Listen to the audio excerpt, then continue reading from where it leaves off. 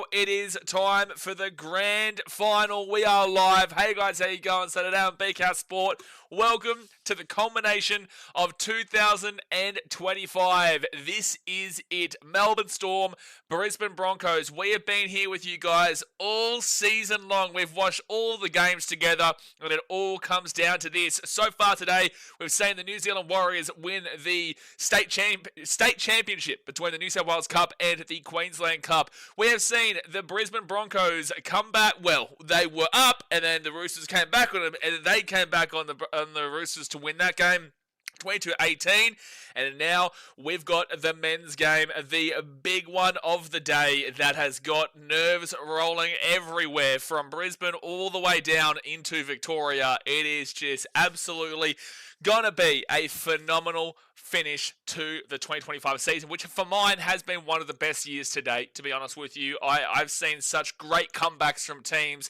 We've seen such phenomenal performances from teams you never would have expected. The Warriors getting into the top 8 when mostly people expected them to come in the bottom 4. You know, the Raiders, most people had them to finish in last. I'm going to quickly clarify here. I had them to finish 9th, which is still not good enough, but a lot better than what other people expected. But most people expected them to be in last. They finished in first in the regular season. Yes, they did lose in the finals. The Bulldogs went a little bit better. They did get knocked out in straight sets, though. But overall, finished in 3rd position. Panthers and Roosters being in 17th at one stage of the year, coming back and finishing in the top 8. And my Titans not winning the wooden spoon. What a great year. You know, what a fantastic year overall. No team is ever done when it looks like a big margin that they can't take over. And that's what's just been so unreal about 2025. It's been so exciting on so many levels. The game is fast-paced. Yes, we still have the controversy in regards to officials, which we always will have. But the point is that these two teams that are in this grand final deserve to be here, regardless of the fact that one team finished in 4th position and the other team finished in 2nd position. These two teams clearly deserve to be here. They've played some unbelievable footy this year. The Melbourne Storm, they are very much regulars when it comes to the grand final and in regards to being in the top 4 and high on the ladder. The Broncos, they've been fluctuating quite a bit recently. 2023, obviously, they made the grand final where they were up by 16 points, 24-8, with 15 minutes to go in that grand final before falling away to the Panthers when obviously they won 4 years in a row, the Panthers, but they threw it away. And they did finish quite high up in the table. I think they were 2nd in 2023. Yes, they finished in 2nd in 2023.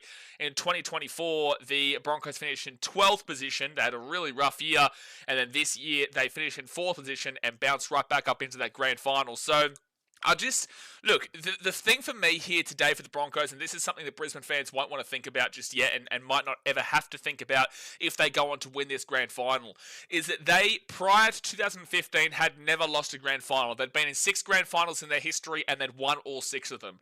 And then in 2015, they lost to the Cowboys in excruciating fashion. You know, they were up, and then the last second try for Kyle Felt, Jonathan Thurston missing the conversion, but then kicking the field goal after Ben Hunt dropping it, who has since left the Broncos and then come back to the Broncos since that moment too, and he is obviously playing tonight. So they lose that in excruciating fashion where Thurston kicks the field goal, and then you push through a wooden spoon year of 2020 to get to 2020 it was with the Broncos spoon, to 2023, and with 15 minutes to go, they're loving life. They're thinking they've won the comp, and they're up 24-8 before the Panthers come back to win 26-24 with a Nathan Cleary absolute masterclass in that last 15 minutes, right? And they lose that grand final. I feel like today is such an important game in regards to the future of the Brisbane Broncos. I don't think it's necessarily even just about this game. Whilst for the Storm, I do feel like it is just about this game and just about winning this grand final. How do the Broncos pick themselves up from a loss here? And how do the Broncos have that belief, that faith, and that confidence in the future if they can't get the win in today's game where they would have lost 3 straight grand finals, and especially if it was an excruciating fashion as well? So that is an interesting factor that plays in here. How do the Broncos actually get over the line in future if they can't get over the line in today's game and it is a close loss? I think this is such a crucial game for not just today for the Brisbane Broncos. But today, obviously, guys, the game starts in 55 minutes time, so We're going to go through the two-team lineups here.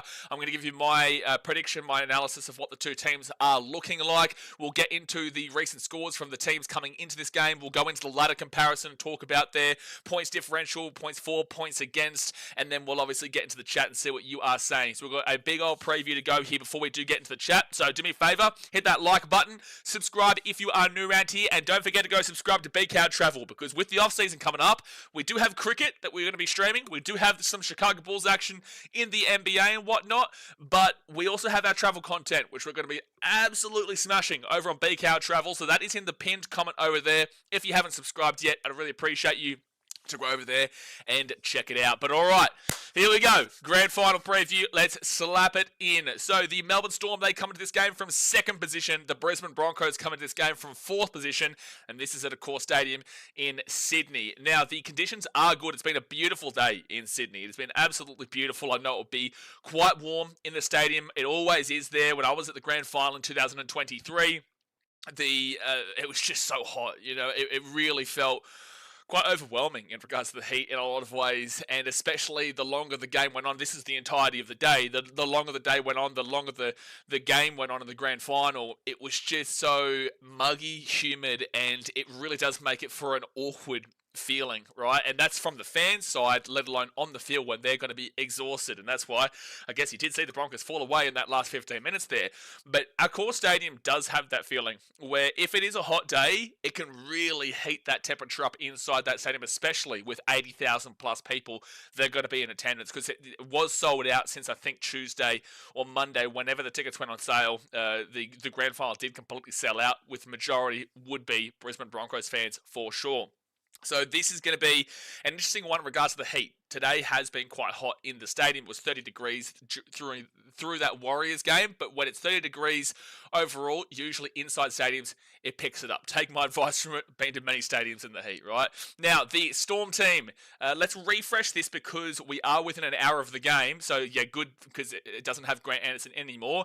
The Storm is no wins, no outs, no shake it all abouts. That's exactly what you need to see when it comes to a grand final. You do not want to be seeing changes unless it's the change the Broncos have been able to make, which is very much a big change for them, because Paddy Carrigan was suspended. Now he's able to come back in. So that is granted.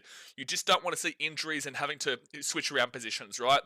The Storm, no wins, no outs, no shake it all abouts. Fullback is little Mullerman, little puppy, little Mullerman, little puppy, Ryan Pappenhausen, with the wingers being Will Warbrick and Xavier Coates. The centres are Jack Howarth and Nick Meaney, with the 5'8" being Cameron Munster and the halfback Jerome Hughes. The front row forwards are Stefano Utuikamanu and Josh King. Number 9, Harry Grant, who is the captain. Go to the back row, Sean Bloor and Elias Katoa. The 13 is Trent Loiero. You go to the interchange, Tyron Wishart, Ativalu Lissati, Tui Kamikamica, and Alec McDonald, with the 18th man replacement being Joe Chan and Craig Bellamy as the coach. First things first, Joe Chan and Grant Anderson are unlucky to miss out here on the fact that they've both been pretty relevant for this Melbourne Storm season. Grant Anderson is actually going across to the Brisbane Broncos next year, but he has been quite healthy throughout this Storm season and being in this team, but I just can't see him getting over the top of guys like Warbrick and Coates and Howarth and Meaney, especially when he's not going to be there into the future. So I can understand why he's not there, but it is quite rough for him. And Joe Chan has been in and out as well throughout the season. He'd be feeling quite unlucky. Overall, this Storm team is very strong. This Storm team is extremely strong. We did a whole tip and prediction analysis on Tuesday. Obviously, you don't really have time to go and watch that now. But we did a whole pre-tip analysis and whatnot, and the 1, 6, 7, and 9 here is going to be the key factor for the Storm. We all know this. This is not something being surprisingly said. Wow, the spine is important. Yes, the spine is very important on the basis that when these guys have played together, that being Ryan Pappenhausen, Cameron Munster, Jerome Hughes, and Harry Grant, they've only lost one game all season. Only one game all season, and that was to the Cronulla Sharks. Now, they actually beat the Cronulla Sharks last week in a game 22-14. Was it overtly impressive? Not necessarily. I wasn't a crazy deal impressed with the Storm in that game, but that is how the Storm win games a lot of the time too. That is how they've gotten across this season. They don't look as dominant as they always have, but yet they're still able to get the wins. Right, there is a couple of games here and there, games against Manly at Amy Park earlier on of the year where they did lose that, and that was a big shock. But outside of that, for the most part, this Storm team just knows how to win. They really do. And when you've got that 1, 6, 7, and 9 there, Pappenhausen, Munster, Jerome Hughes, and Harry Grant, that is the best spine in the competition, and the Broncos will push them in regards to that, but there's a bit of concern in regards to the chopping and changing of how this Broncos spine has been set up over the last month, 2 months. Even though it's been working really well for them, there is questions that we'll talk about in a second. So this is very, very key here. They've lost one game all season. It was 31-26 to the Sharks, I think back in about round 2019, 18 off the top of my head, around that period of the year. And they obviously went and beat the Sharks last week. So that is an overturn. Overall, they have the best spine of the comp. And you look across the rest of their team, the centres are okay. You know, Jack Howard and Nick Meaney are okay. They're nothing spectacular. Their wingers are incredible, though, in Will Warbrick and Xavier Coates. But your centres and your wingers are only as good as your spine. So the spine have to obviously get them involved in the game.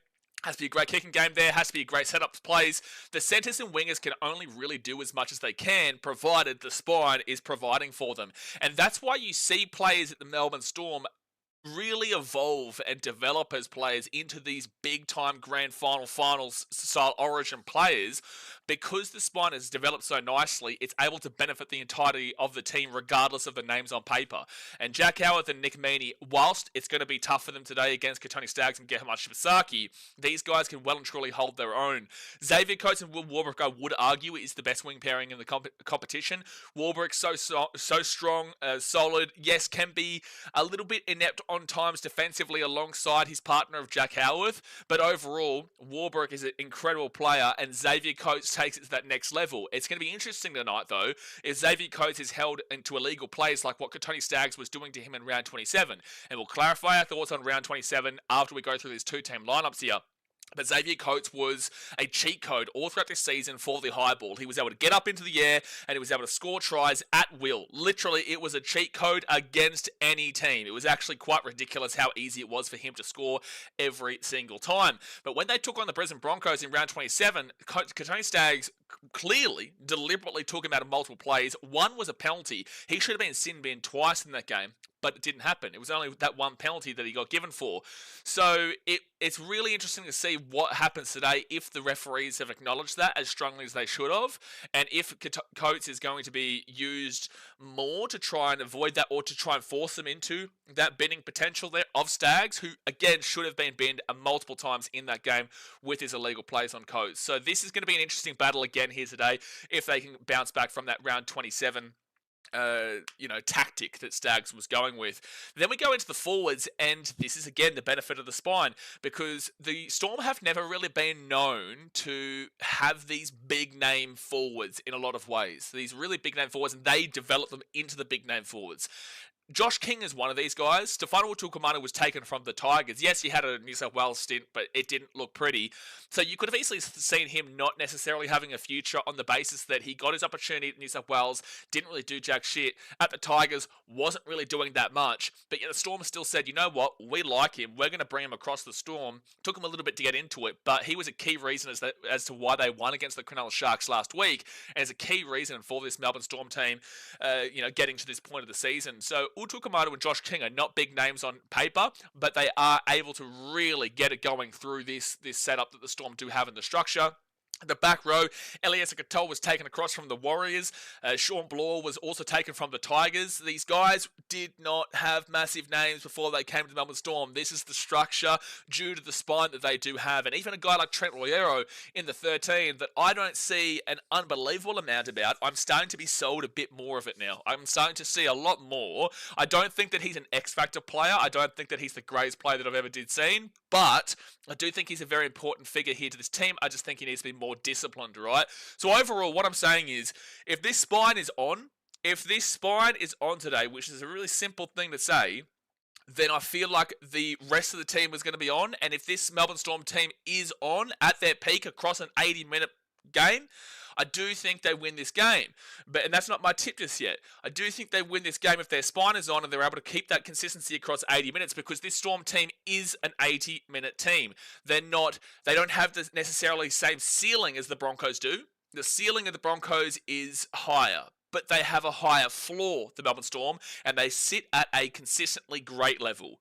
Not a consistently amazing level, but a consistently great level, where they don't necessarily get to that amazing level all the time. There's not a whole lot of times they hit that amazing level, but they're just consistently great.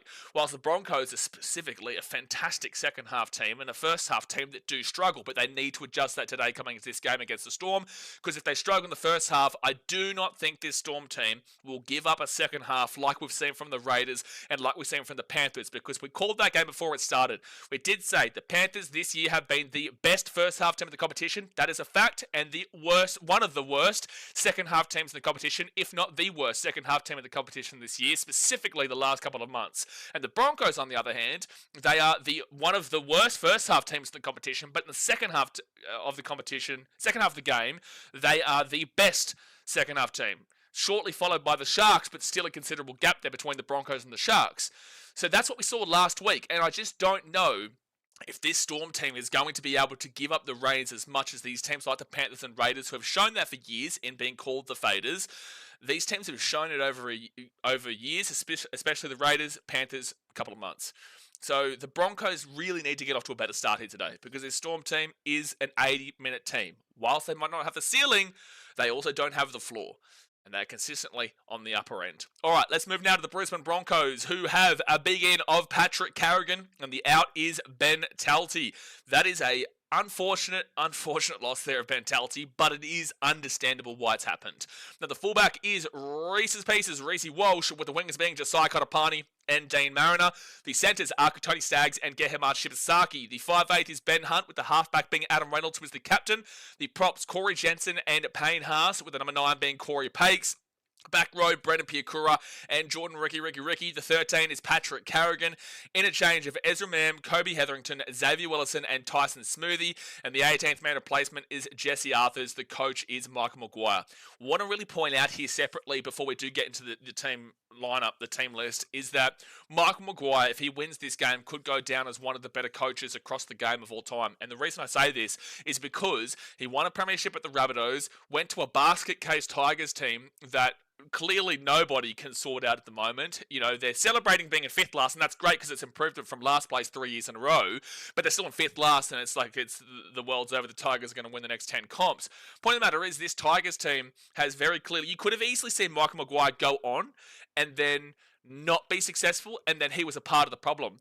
The issue is that as soon as he left the Tigers, he went and coached New Zealand. And New Zealand, in the one tournament that he coached them, went and beat Australia 30-0 in the final. 30-0 in the Pacific Cup final. New Zealand don't usually beat Australia. They beat Australia more often than other teams, but they don't usually beat Australia. But he beat them 30-0 when he was the coach. And then it was a quick move. He went to New South Wales. And in New South Wales, he went and dominated. And they won the one series that he was at coach against Queensland. Again, New South Wales should be favourites more often than not, with the fact of their high-profile players that they've got in the team. But they didn't do it this year.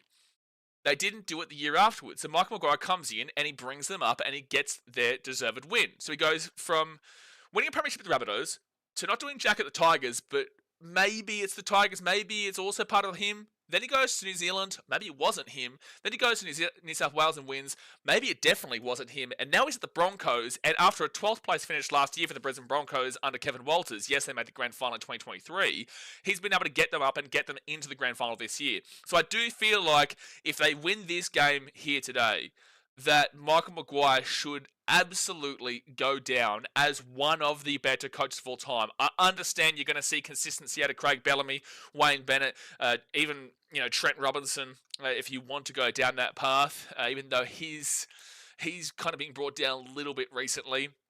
Jack Gibson, all these kind of guys, yeah, there's plenty of guys around. Ivan Cleary's another one as well. But he's been able to dominate in multiple forms of the game, and if he would have his second NRL premiership here, plus his international there with New Zealand, plus the Origin, I do think he would need to be brought into the conversation. So I think that's an interesting topic to discuss anyway. But you go across this team, and the biggest concern for mine is the changing of the halves. So originally, when they started out this season, the Broncos, they had Ezra Mam as the 6. We're going to move Reece Walsh from the situation because he's the fullback, and he has always been the fullback. The 6 was Ezra Mam. The 7 was 7 was Adam Reynolds, and then the 9 was Ben Hunt. And then recently they had to change it because of the injury against the Storm in the 22-2 loss down there in Melbourne. Recently, they had to change it where they put Ben Hunt into the 7, Billy Walters into the 6, and Billy Walters was obviously the 9, but he goes into the 6, and then Reece Walsh stays that fullback. Adam Reynolds and Ezra Mann were both injured. And since that point, they actually didn't lose a game. We all expected them to really struggle and potentially maybe miss the 8, but maybe not because their schedule was quite easy in the run home for the most part. But we expected this Broncos team to struggle. They didn't. Right now, it's harsh because Billy Walters gets injured before last week. So that means that he can't play. So they need to figure out who's going into the 6. And if they change the 6, and they also have to think about with Adam Reynolds and Ezra Mann coming back in, well, what do we do with this situation? Well, we've now got 3 guys in the halves. They're lucky that Billy Walters... I'm sorry that I say that. I shouldn't say that. But to take away the argument of where Billy Walters goes and to potentially go back into a first half of the season where the Broncos weren't that great, when they did have that original spine, they weren't that great. They've actually been better once they've adjusted the spine. So Billy Walters being injured has, helped them out in having less of a discussion about who fits in where. Because I feel like if Billy Walters was healthy, they probably put him into the 9, Corey Pakes goes out, and then they... Or I don't know, maybe he goes back to the 14 and Ben Hunt goes to that 9 and then Ezra Mann goes into that 6. I don't know. It would have been super interesting to see because Billy Walters was playing some incredible football. But they decided to put in Adam Reynolds into the halfback, Ben Hunt into the 6, keep Corey Pakes in that 9 and have Ezra Mann as the 14. I like it, but it's just a lot of changes, whether it be forced or whether it be unforced. The fact is that there is a lot of changes here, and then even when they've had the ability to select their normal starting halves of Ezra Mann and Adam Reynolds, they've gone elsewise and gone Ben Hunt into the 6 with Adam Reynolds and Ezra Mann onto the bench, onto the 14s. Even when they've had the choice, and that's why I say forced or unforced, they've still made this change, which I'm not necessarily saying is bad, but you just don't like to see this many changes at this point of the season, forced or unforced. So that's an interesting one, but these guys are still the two of the primo halves in the competition. Look, I think if you're looking at who has to be the game breaker, we all know that it has to be a guy like Reece Walsh. Reece Walsh is going to be Oh, hold on a second. What's happening here? I just saw Sean's comment. I'm just making sure everything's sweet up there in the chat. I think so. I think it is. Yeah, mine. I'm just making sure everything's all good. All right. So anyway, the point is that the X Factor... The way the Broncos play is very heavily reliant on Reece Walsh, who wasn't able to necessarily get it going. When he did have Adam Reynolds and Ezra Mann in that 7 and the 6 and Ben Hunt in the 9, he had an awful season the first half of the year, plagued by a little bit of injury, but overall he was really poor because he was trying too many things and it just wasn't working out with the team. Then when the guys like Ezra Mann and Adam Reynolds went out and Billy Walters was 6 and Ben Hunt was 7, he was able to really lead the team, take that leadership role and dominate. And that's why we saw Reece Walsh get nominated for a fullback of the year and really has put himself back into the equation for the Australian gig alongside a guy like Pappenhausen and Dylan Edwards. So Reece Walsh has been really incredible in his back end, but he can be 50-50. He can have his moments where he tries too hard, and because he had to try so hard, that's where the mistakes were coming. But then when he didn't have the reliability of a guy. I don't know how to even explain this, to be fair. When he had to be forced to make the plays, when he had the ability to force to make the plays, it actually worked out better for him because there was no Reynolds and Hunt. But when he was trying to overtake the guys like Reynolds and Ezra Mann, that's where the mistakes were made because there was too many cooks in the kitchen. I hope that makes sense to what I was trying to explain there. The point is that that's a big worry in regards to a game like this today.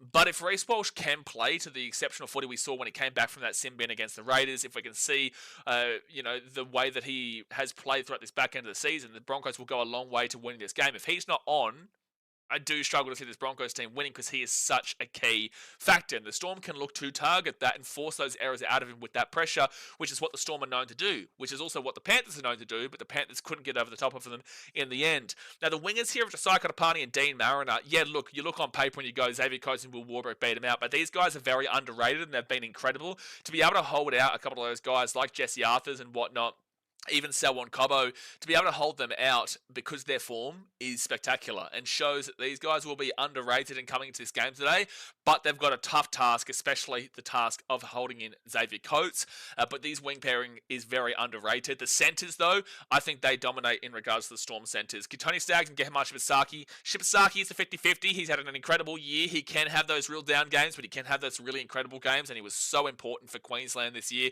as well on debut. Very good debut for Queensland. Staggs, one centre of the year, has been just incredible in 2025. He kind of fluctuates in his years when he's great and not so great, but he's going up against Jack Howarth and Nick Meaney, and he is a real dominant force in the centres across the competition. So if there's going to be a game breaker here today that's outside of a guy like Reece Walsh or the obvious ones in the spine, Tony Staggs is the one that you're looking for, and I do think they've got the better centres there of the Broncos over the Storm. And then we go to the halves here again. Ben Hunt and Adam Reynolds against Jerome Hughes and Cameron Munster. Look, I am taking the Storm halves here. They're very experienced in this matter. Ben Hunt was in a grand final in 2015, then has proceeded to obviously go to the Dragons and not do too much there. But Ben Hunt hasn't won a grand final. Adam Reynolds has, very, very long time ago, but Adam Reynolds was a key figure in why they lost that 2023 grand final because of the game management, the time management. That is the biggest concern there with Adam Reynolds. Maybe he's got that experience now. You would expect him to have that experience now, which could be a massive benefit here. I just hope they don't get in each other's way because Ben Hunt is more of a 7. Adam Reynolds is obviously the 7. I just hope they really have their defined play styles and the defined way of how this game is going to operate here in the halves. I really hope that they know exactly what they're doing. The front row forwards are Payne Haas and Corey Jensen. Jensen's extremely solid. Payne Haas, the best prop in the game and potentially of all time by the end of his career. He needs to get that grand final, but on his own individual merit, he is, for mine, the best prop I've definitely ever seen. Issue in regards to Corey Pakes here in the number 9. I would have liked to see a little bit better there in that 9 position. However, I do think you want to keep this team as straight as you possibly can from what you've had in recent weeks. So that's why they've kept Ben Hunt in the halves rather than pushing Ezra Mam there and then putting Ben Hunt back to the 9. Though I do think Billy Walters would have probably come into the 9, even though I don't necessarily agree that would have been the case because I don't believe he's a great 9. He's a great 14, Billy Walters. So Corey Pakes is a concern. Back row here, need to see a lot out of them today. And Pierre Courier, Jordan Ricky, I don't think they're anywhere near as good. Last week, Jordan Ricky had a decent game defensively, but for the most part, he's not a great defender overall. And I'd still need to see him have a lot more X factor in regards to his attack. I just don't think he's come into the player that we're all expecting him to be. But Brendan Piakura and Jordan Ricky, they are the kind of players that will explode when necessary, but can also go quite hidden throughout most of the game. But Paddy Carrigan at 13 is such a huge inclusion here. Solid worker. Maybe not his best year ever in 2025, but solid worker, very experienced. He just knows what he's doing. Australia, International, Queensland, Origin. This team is going to be held quite in check there with him as the 13 because I do believe the 1, 6, 7, 9 and 13 should be the spine, not just the 1, 6, 7 and 9. I think Paddy Carrigan's a massive inclusion there, but they were able to do it last week with a guy like Ben Talty in the team and Tyson Smoothie in that 13, and Tyson Smoothie is still on the interchange there.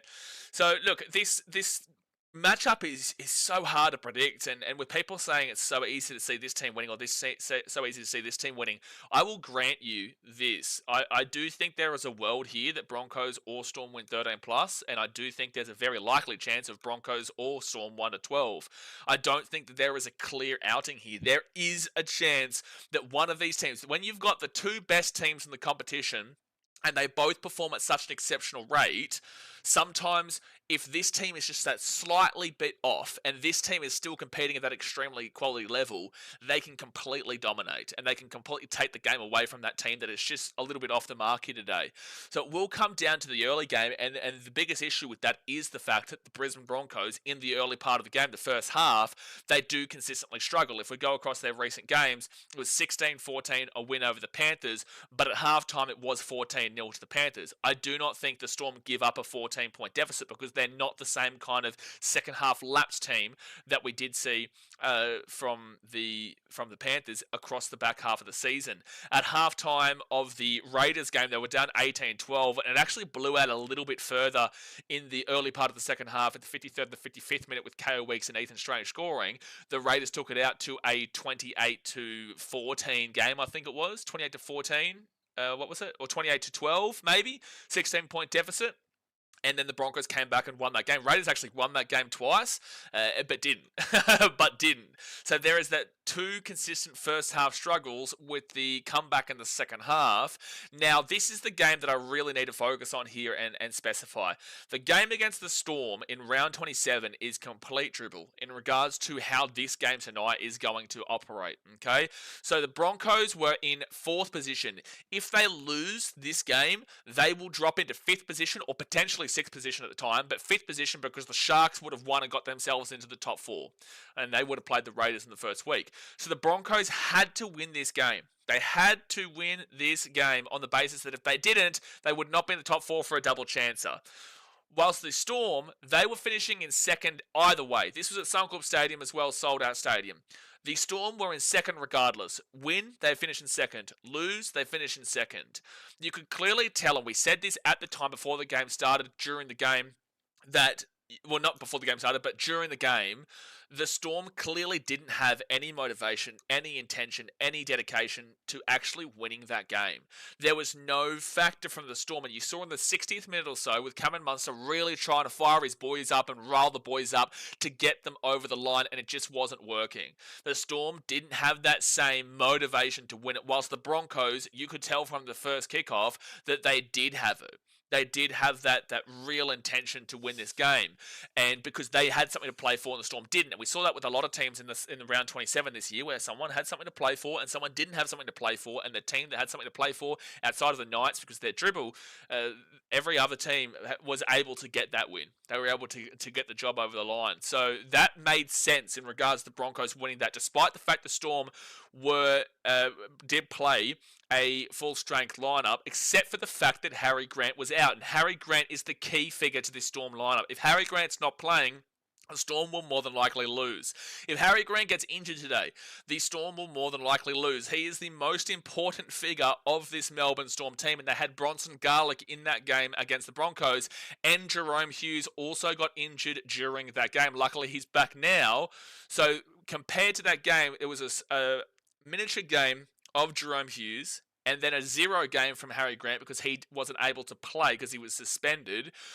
So that was not the same Storm team in regards to their lineup today in really key positions, plus also the intention wasn't there.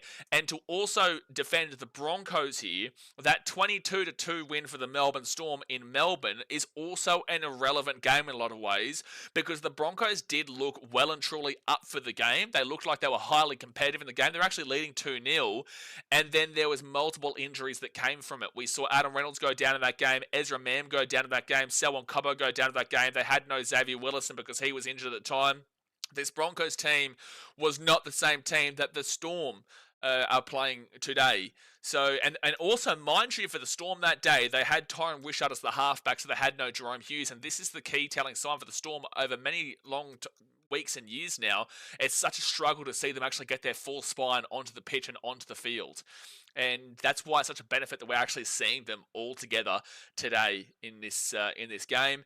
Now, just before we do get into our prediction and then into the chat, see what you are saying. Firstly, obviously, hit that thumbs up button and subscribe. We'll move into the ladder here, where the Storm this year scored 671 points and the Broncos scored 680 points. That is a wash. Across 24 games, both these teams have basically scored the exact same amount of points. It's just 9 games separate. It's not 9 points separate, sorry, in advantage of the Broncos, but that's basically equal. But if you want to be technical, sure, give it to the Broncos, who are the second best attacking team in the comp, behind the Redcliffe Dolphins, who didn't even make the top 8. So 680 points to the Broncos, Storm 671. If you want to include the finals, I feel like you would be putting it as, I think the Storm has scored more in the finals. What did they score? About 20 against the, I'm going to quickly go have a look here. They scored about 22 against the Bulldogs, and then same thing against the Sharks. So finals week 1, 26 against the Bulldogs, and then 22 against the Sharks. So that's 48 points in total for the Storm in the finals. Whilst the Broncos, they scored 29 against the Raiders, and then 16 points against the Panthers. So that's 45. So 48-45 in favour of the Storm there. In favour of the Storm. in the finals, which then again brings them up even closer in regards to the attack. So these two teams, the Broncos score their points in bulk, but the Storm score it more so elongated across the game. So the attack is washed out in a lot of ways. It just comes down to consistency versus momentum in a lot of ways. Defensively, 459 points against the Storm this year, whilst the Broncos have given up 508 points this year. So the Melbourne Storm were 49 points better defensively than the Brisbane Broncos in 2025, which is a pretty large margin. Now, the Storm were the second best defensive team in the competition, whilst the Broncos were the 7th best defensive team in the competition this year. So a pretty clear gap there, which makes it, again, another worry here for the Broncos across the full 80 minutes of the game. They are heavily reliant upon their momentum and their bulk points. So if we want to add on some points across as well, across these finals games, defensively, the Storm gave up 18 points to the Bulldogs and 14 points to the Sharks for 32 points in total, whilst the Broncos, they gave up 28 points to the Raiders and then 14 points to the Panthers, so 42-32 against the Broncos. So defensively, it's got a tad little bit worse there for the Broncos on that comparison metric with the Melbourne Storm. So with that being said, can I see the Broncos win this game? Yes, I can. Am I tipping them? I am taking the Storm 1-12.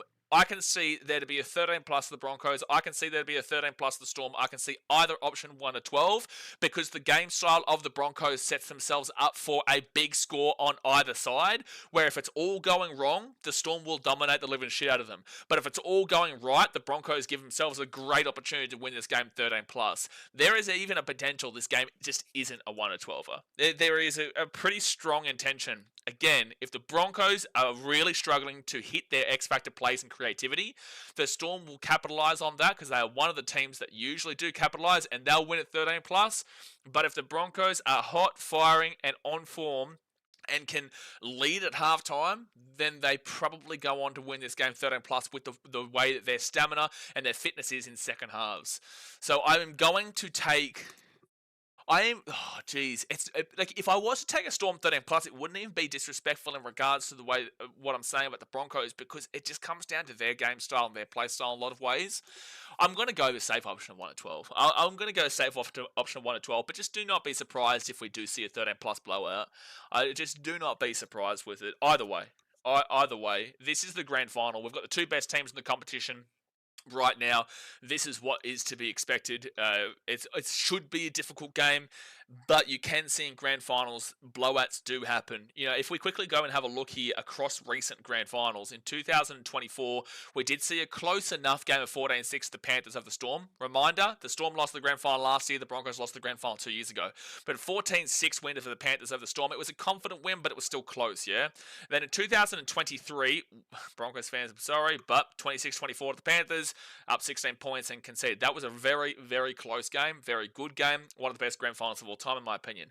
2022, not a good game. 28-12 to the Panthers over the Eels. 2021, close enough game. I didn't think it was the most enjoyable, but very, very close. 14-12 to the Panthers over the Rabbitohs. So we are seeing a lot of closer games recently than we are seeing those blowouts that we mainly saw early 2010s, late 2010s. The 26-20 Storm over the Panthers in 2020 was a blowout. I don't care what anyone says. It was 26-0 to the Storm at one stage. The Panthers fought back into it, but it wasn't a close game. The 14-8 the Roosters Raiders was actually closer. Yeah, you are seeing a very strong trajectory of really close games across the board. The 2018 grand final was awful. 21-6 to the Roosters over the Storm. 2017 was the worst grand final of all time, 34-6 to the Storm over the Cowboys. 2016 was fantastic, Sharks 14-12 over the Storm, and 2015 was fantastic, 17-16 Cowboys Broncos. But this early 2010s is where it hurts. 2014 was 30-6 to the Rabbitohs over the Bulldogs. 2013 was 26-18 Roosters over Manly, but it was a controversial but confident win. 2012 14-4 to the Storm over the Bulldogs, controversial but not controversial, sorry, but confident enough win despite the score. 2011 was a blowout for Manly over the Warriors, 24-10.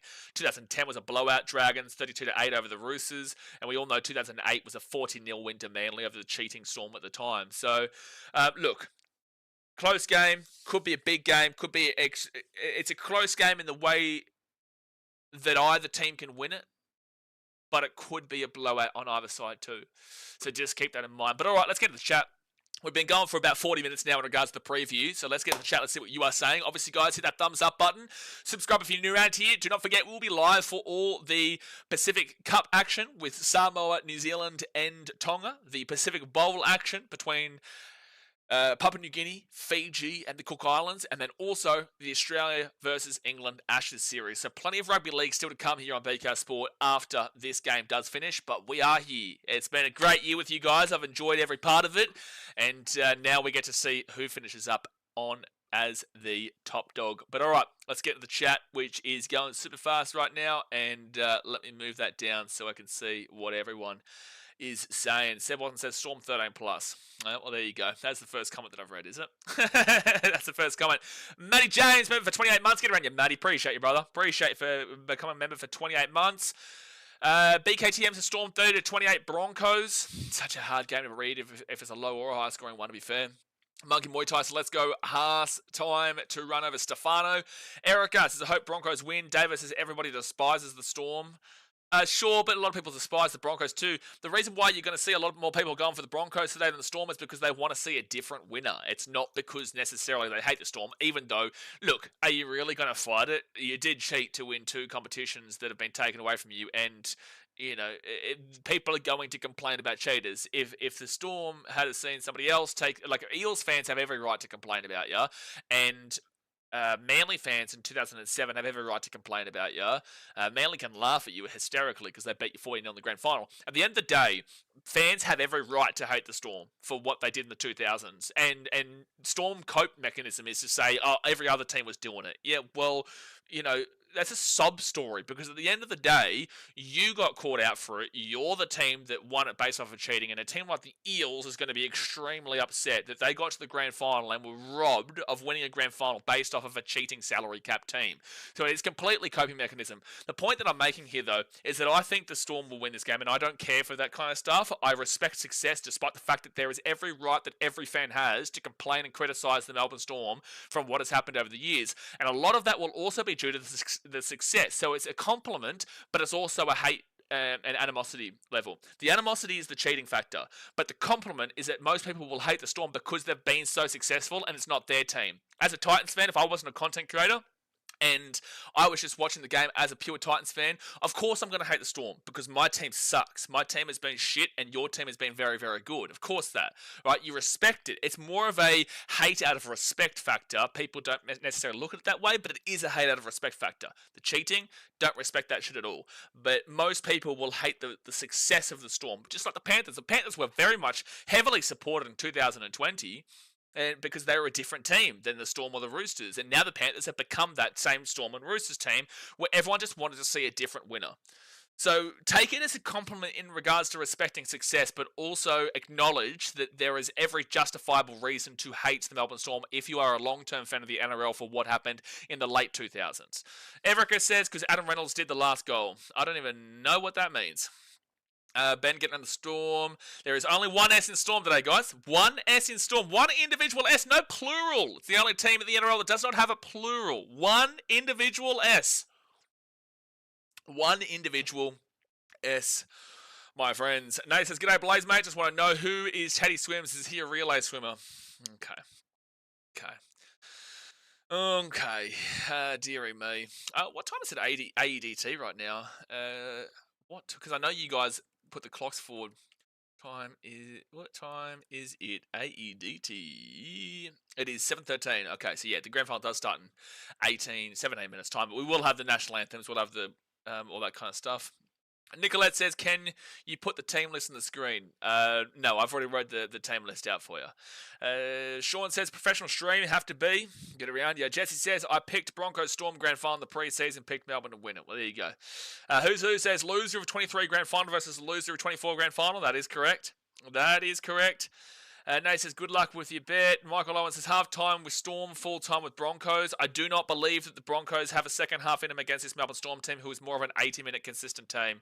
I really don't. I think the Broncos will have every opportunity to come back in the game, but the Storm are a lot more reserved of a team than a team like the Panthers and the Raiders in the second halves, and they've shown throughout history that they're not a team that just gives up those leads. Whilst the Panthers in the second half of this season specifically absolutely have shown those kind of signs. They have shown that. They did it against the Storm, where they were leading by 2 scores at halftime. They did it against the Raiders, where they were leading by 2 scores at halftime.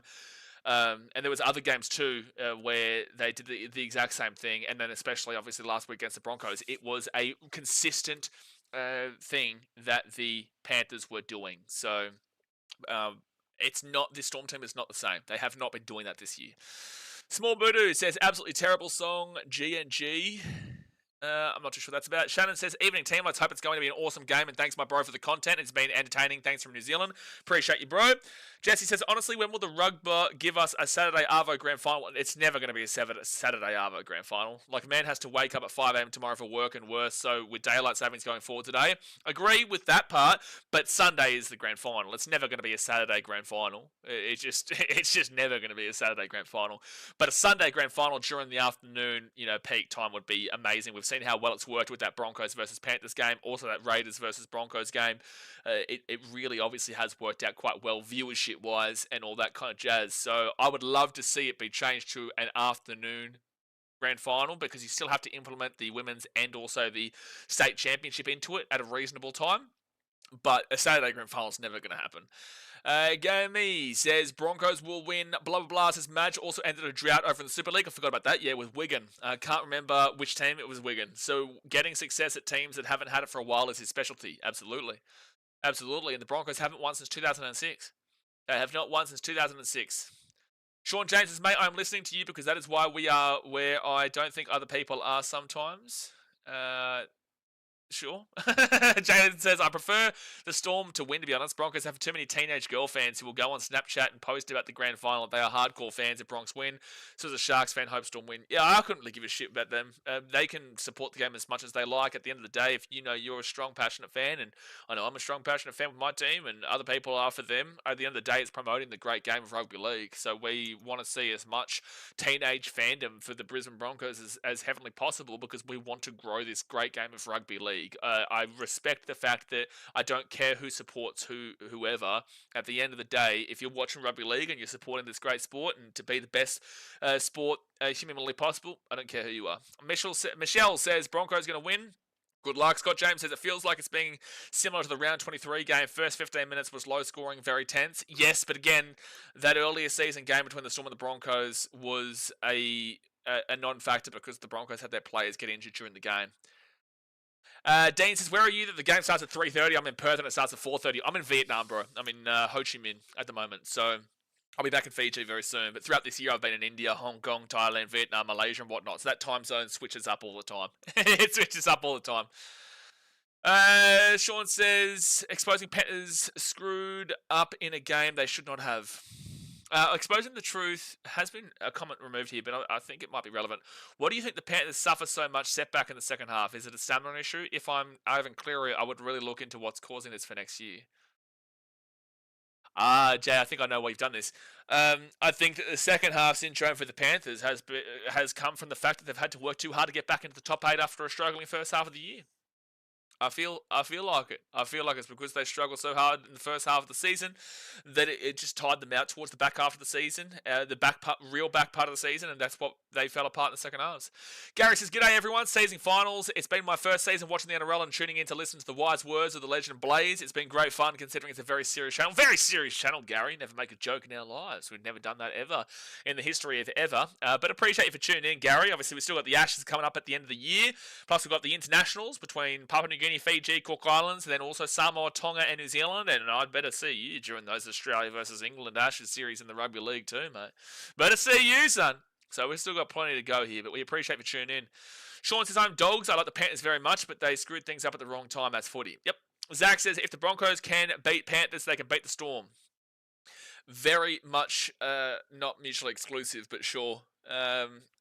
Yeah, that's not necessarily true, but it also is true. Anyone who makes a grand final can beat anybody, but I just wouldn't use that reference point as, okay, well, that means that this team must win. Seb Watson says Storm 13 plus. Shelter says, let's go Broncos. Can't stand the Storm. Fair enough. Fair enough. And they says, Teddy looks like a non-bike riding biker from Notorious. Do better, NRL. Oh, dearie me. Dearie me. He's just copping it there. Michael Owens is counting on Reynolds. Mark says, what time is kickoff, bro? Me again from the Philippines. Kickoff will be in about 15 minutes time, basically. It's meant to start at 3:30 my time, so in 10 minutes for everybody. It's meant to start in 10 minutes time, but national anthem, all that hoodoo guru stuff, it'll probably start in about 15, 20 minutes time. I love the Storm tonight, Nate says. Real Fan Sports says, yo, enjoyed the grand final. Get around ya. Real Fan Sports, get around ya, son. Get around ya. Samson says, Storm 13 plus. Let's move that down here. Hype, geez, a few people got timed out at some point. David says, Blaze, you have the same time on the screen, 3:30 p.m. No, well, it will change soon when this live score is on. When the game is on, guys, I will refresh this and the live score will come up. The live score will come up when...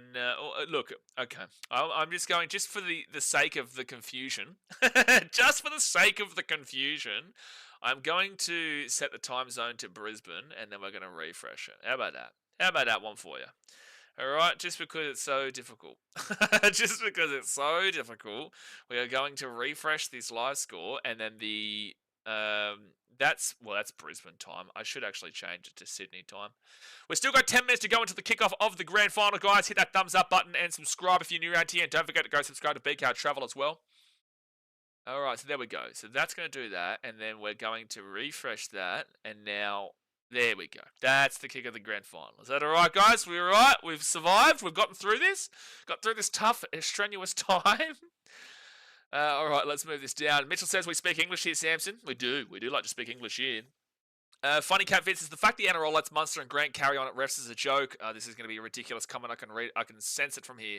No other sport would allow it. Poor sportsmanship. Nearly every play the ball, they're throwing hands up for a freebie. That's great, Funny Cat Fitz. Well, why don't you go and be unbiased about every single other team? Because I can tell you and I can promise you right now that if you actually focus on every single other team, it happens. Mitchell Moses is a key example of this at the Parramatta Eels. Dylan Brown alongside him. The Brisbane Broncos do it. The Titans do it. The Newcastle Knights do it. The New Zealand Warriors do it. The Canberra Raiders do it. Every single team in the competition have these guys who get into the referee. That is what Cameron Smith was well known for. That is what the game is. If you don't like it, that's great, and that's understandable that you don't like it. But at the end of the day, this is a common theme across every single competition, every single team in the competition. And if you don't do it, if you do not do it, you're not going to get the calls, and you're going to have your fans call you weak as a captain and as a player because you're not getting into them about these kind of calls and throwing their hands up and chancing the arm, right? At the end of the day, if you look at it through unbiased lenses, pretty much every single team does it, and if they don't do it, they get called weak because they're not doing it enough. So it's very funny that you specify the Melbourne Storm there, but don't want to look at teams like the Broncos who do it as well, especially guys like Tony Staggs, for example. Especially guys like Ezra Mann, for example. Reece Welsh is a brilliant example of it, actually. So why is it the Storm that are getting picked on there and not the Broncos or the Eels? Oh, the Roosters. We've seen it plenty of times with Sam Walker and James Tedesco. Why are you only specifying the Melbourne Storm with Munster and Grant? Because it happens with every team. Nay says, I've got 10 on Walsh to break a nail in the first 10. Warranty Man says, why they choose the face... What? What are you saying? Why they choose... Oh, you're talking about Teddy Swims. Why they choose this Tattoos Goose, plenty of pub bands. Okay, Warranty Man, appreciate you, bro. Couldn't understand much of your comment, but I understand you're insulting the pre-game entertainment. Von P says, yeah, and casuals are the large part of every team's attendance and fans. Absolutely. Absolutely. And that's why I say people, with the Titans being so poor and being bad and everyone... I don't care if you're a bandwagoner. You know, if the Titans become successful, I know that I'm a true fan, and I know that I was there through the shit, and we are shit. Right? I know that I was there, and I know who was there during the times. But I also want Seabus Super Stadium to be full of Titans fans, so I don't give a shit if you're our bandwagoner. Yes, you weren't there through the long times, and I'll be able to pick that, and everyone will be able to pick that who was there and who wasn't. But I don't care who supports this club of the Titans, or I don't think that anybody should care who supports their team. It's benefiting them, and it's getting a great atmosphere, and it's helping their team overall. So that's why I couldn't care less who supports who, because it is better for the team and better for the game. Smokey says, tough grand final, but still up the wires. Hey, well, at least you guys won the state championship today. You won the state championship, which was great to see. Absolutely whooped the old Burley Bears. Whooped them. Small Buddha says, is the grand final streaming on KO? No, it'll be on Channel 9. KO doesn't have the rights for the grand final, I don't believe. I don't believe.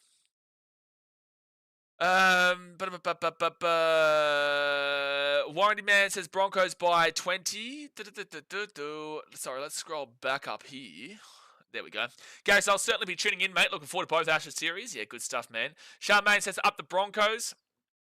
Royal Graham Madison says consistency versus playmaking. Correct.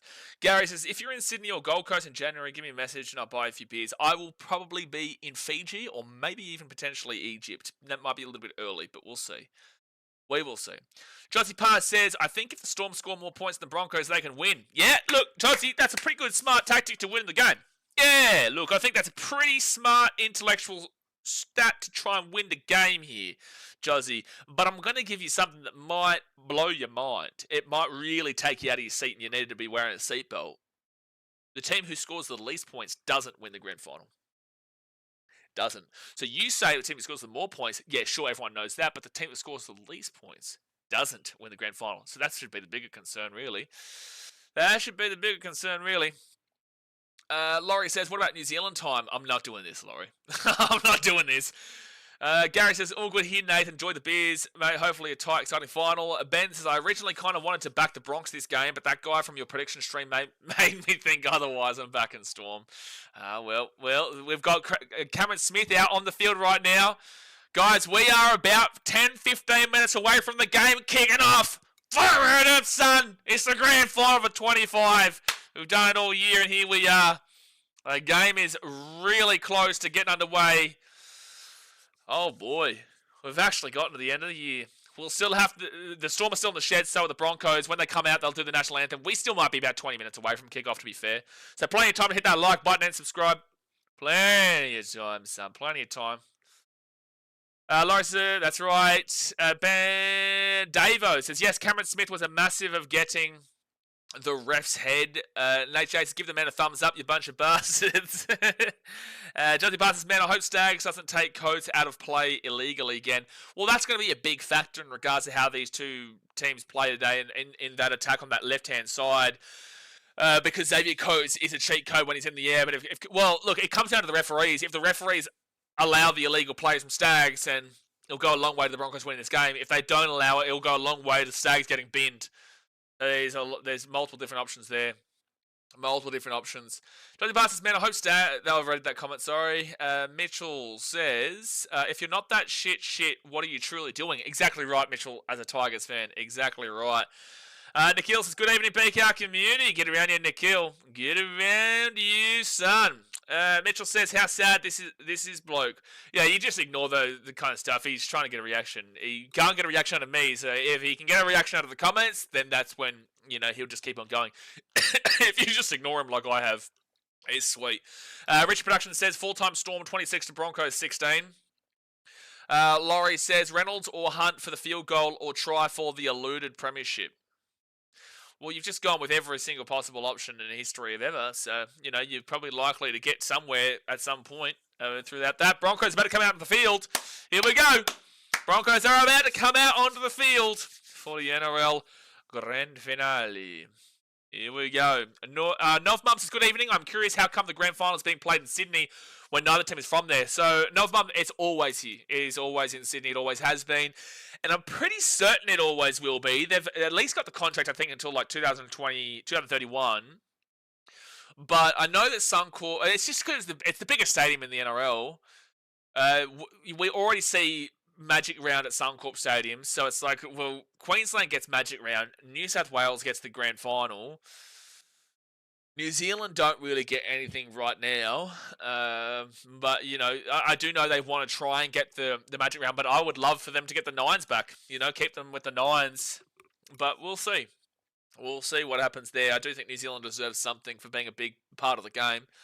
The Vibe Vault says, who do you think is going to win? I tip the Storm 1-12, but I could see a 13+ for either team here, bro. Storm, Broncos, 13+. The way these two teams play, if the Broncos don't hit their mark, if they don't hit the plays of their creative, X-Factor, exciting plays, the Storm will run away 13+ because they'll frustrate the shit out of them, blow it away, and the Broncos won't be able to chase back against an 80-minute Storm team that isn't the first half really good, second half really bad Panthers team / sort of Raiders in a lot of ways. The Storm are a very different team with that. So if the Broncos try it and it doesn't work out, the Storm can take the lead and then not let up from there. Whilst if the Broncos do hit their mark and do play their extremely exciting footy, their ceiling is bigger than the Storm. They have a better ceiling, but they have a lower floor. The Storm are consistently here. So with the Storm going to get to there, they have plays that are like that, but they're consistently here. The Storm gets there, the Broncos' ceiling is here. They usually sit around here. They can be down here, whilst the Storm's floor is about here. So do you understand what I'm trying to say there?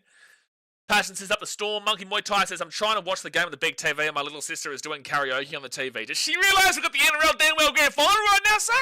Deary me. You tell your sister, gee whiz, disgrace to the state of Queensland.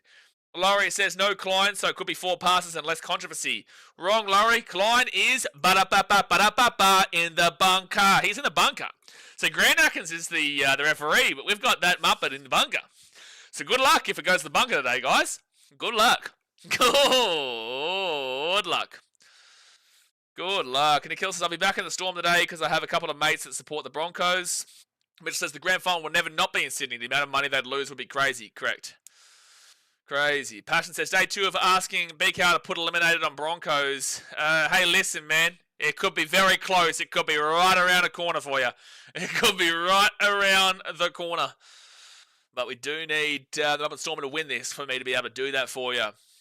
All right, so the national anthem of Australia is about to be sung. Nikhil says, don't forget to like and subscribe if you're new here. Absolutely, and go and subscribe to BKRtravel too. It's good to see Phil out there. I heard he had some heart issues, but he looks and sounds healthy. Phil? Who's Phil? Oh, we've got the welcome to country as well right now. Who's Phil? Please tell me I'm not getting dumb with one of these, like, name jokes. What's happening here? A bunker, they buried him. Mate, Ashley Klein. Oh, Gus Gould. Okay, yeah. In the NRL world, we just call him a Gus, man. I should know, Phil. I should know based off of that. But, yeah, him now saying Gus makes sense. Braden says, I hear that Cam Pereira wants to join the Warriors. I can't really speak about this, is what I'll say. I can't really speak about this. Big Rig says they needed Snoop Dogg to perform, not the GayFL. Okay. Well, it's not really how it works, man. I didn't get to watch the Teddy Swimmers performance. I'll watch it afterwards. For people with non-biased opinions, can you tell me, was it a good performance or was it not a good performance? And was it not a good performance because that's not your style of music, or was it just simply not a good performance? Snoop Dogg was great in the AFL. It was fantastic. Fantastic. Sean says 70 likes already. Bring it on, people. Bring it on, son. Fences, you watching the game? Well, we're just waiting for the national anthem right now, which is being sung right now. Oh, we are young and free. Get around it. I thought Snoop did well. Snoop did well. I'm not asking about Snoop, though. I'm asking about Teddy Swims. Is goodbye sea, our land abounds in nature's gift. Oh, beauty rich and rare. Get around Australia, son. Rugby League Fanatic says Australia's Super Bowl or Australia's Rugby World Cup final? What? What? Australia's Super Bowl or Australia's Rugby World Cup final? I don't know what you're saying.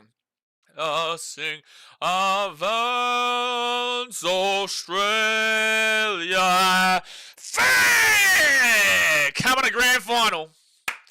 Come on, the grand finale. Here we go. Comment in the chat right now. Who wins this game? Is it the Broncos? Is it the Storm? Who gets the dub in the grand final for 2025? We have been here with you guys the entirety of the season, and this is where it all finishes up. Comment in the chat. Who wins right now? Ben says, I can't hear him properly. Brenton says, relying on your commentary, mate, at work tonight. I'll be here, Brenton. You know I'm always here. You know I'm always here. Andrew says, let's get it, loving it. So far as always, I can't split these teams.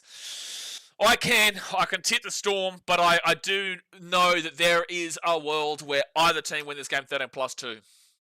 Mitchell says, Mr. Sport, better than that swimming pool bloke.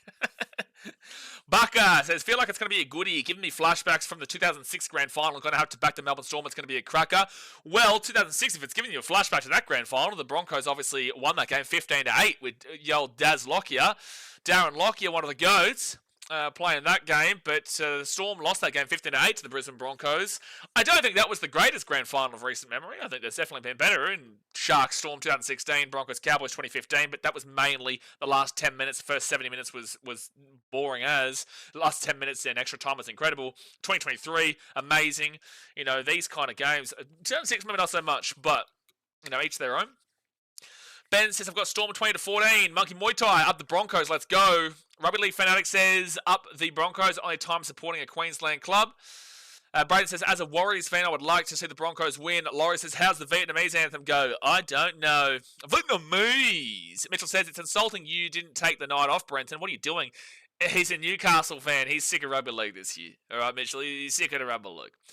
Davo says, Harry Grant is the Clive Churchill. I do think if the Storm win, that Harry Grant will get the medal. And by the way, guys, after this game finishes, we will be live waiting for the trophy celebration and also the Clive Churchill and whatnot. So don't go anywhere once it is finished. But okay. Ooh, here we go. We're on. We're on here. Can the Broncos bounce back from 2 grand final losses in 2015 and 2023 under heartbreaking circumstances? Or can the Storm bounce back from last year's grand final loss whilst going on to win another premiership in their illustrious history?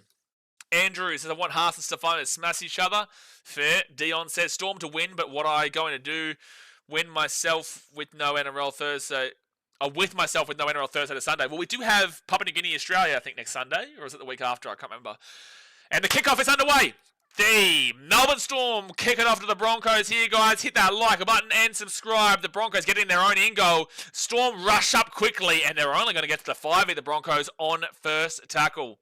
And let me just refresh this score so that it is live and you do get the updates. Bingo. There we go. You've got the live score underneath us right now to follow along. So the Broncos, Paddy Carrigan, he's going to bring this ball out here to the 15. And it's going to be third tackle. I've got to get used to this scoreboard from Channel 9 because Watch NRL uses Channel 9 as the only way to watch it.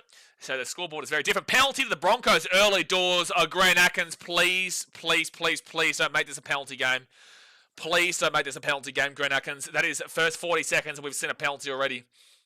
Sean says, seriously, I told the wife it's only the game. Nikhil says, I can't split these teams. Laurie says, Puppy with a huge hit on Walshy. Oh, dude, that's a rough penalty to give.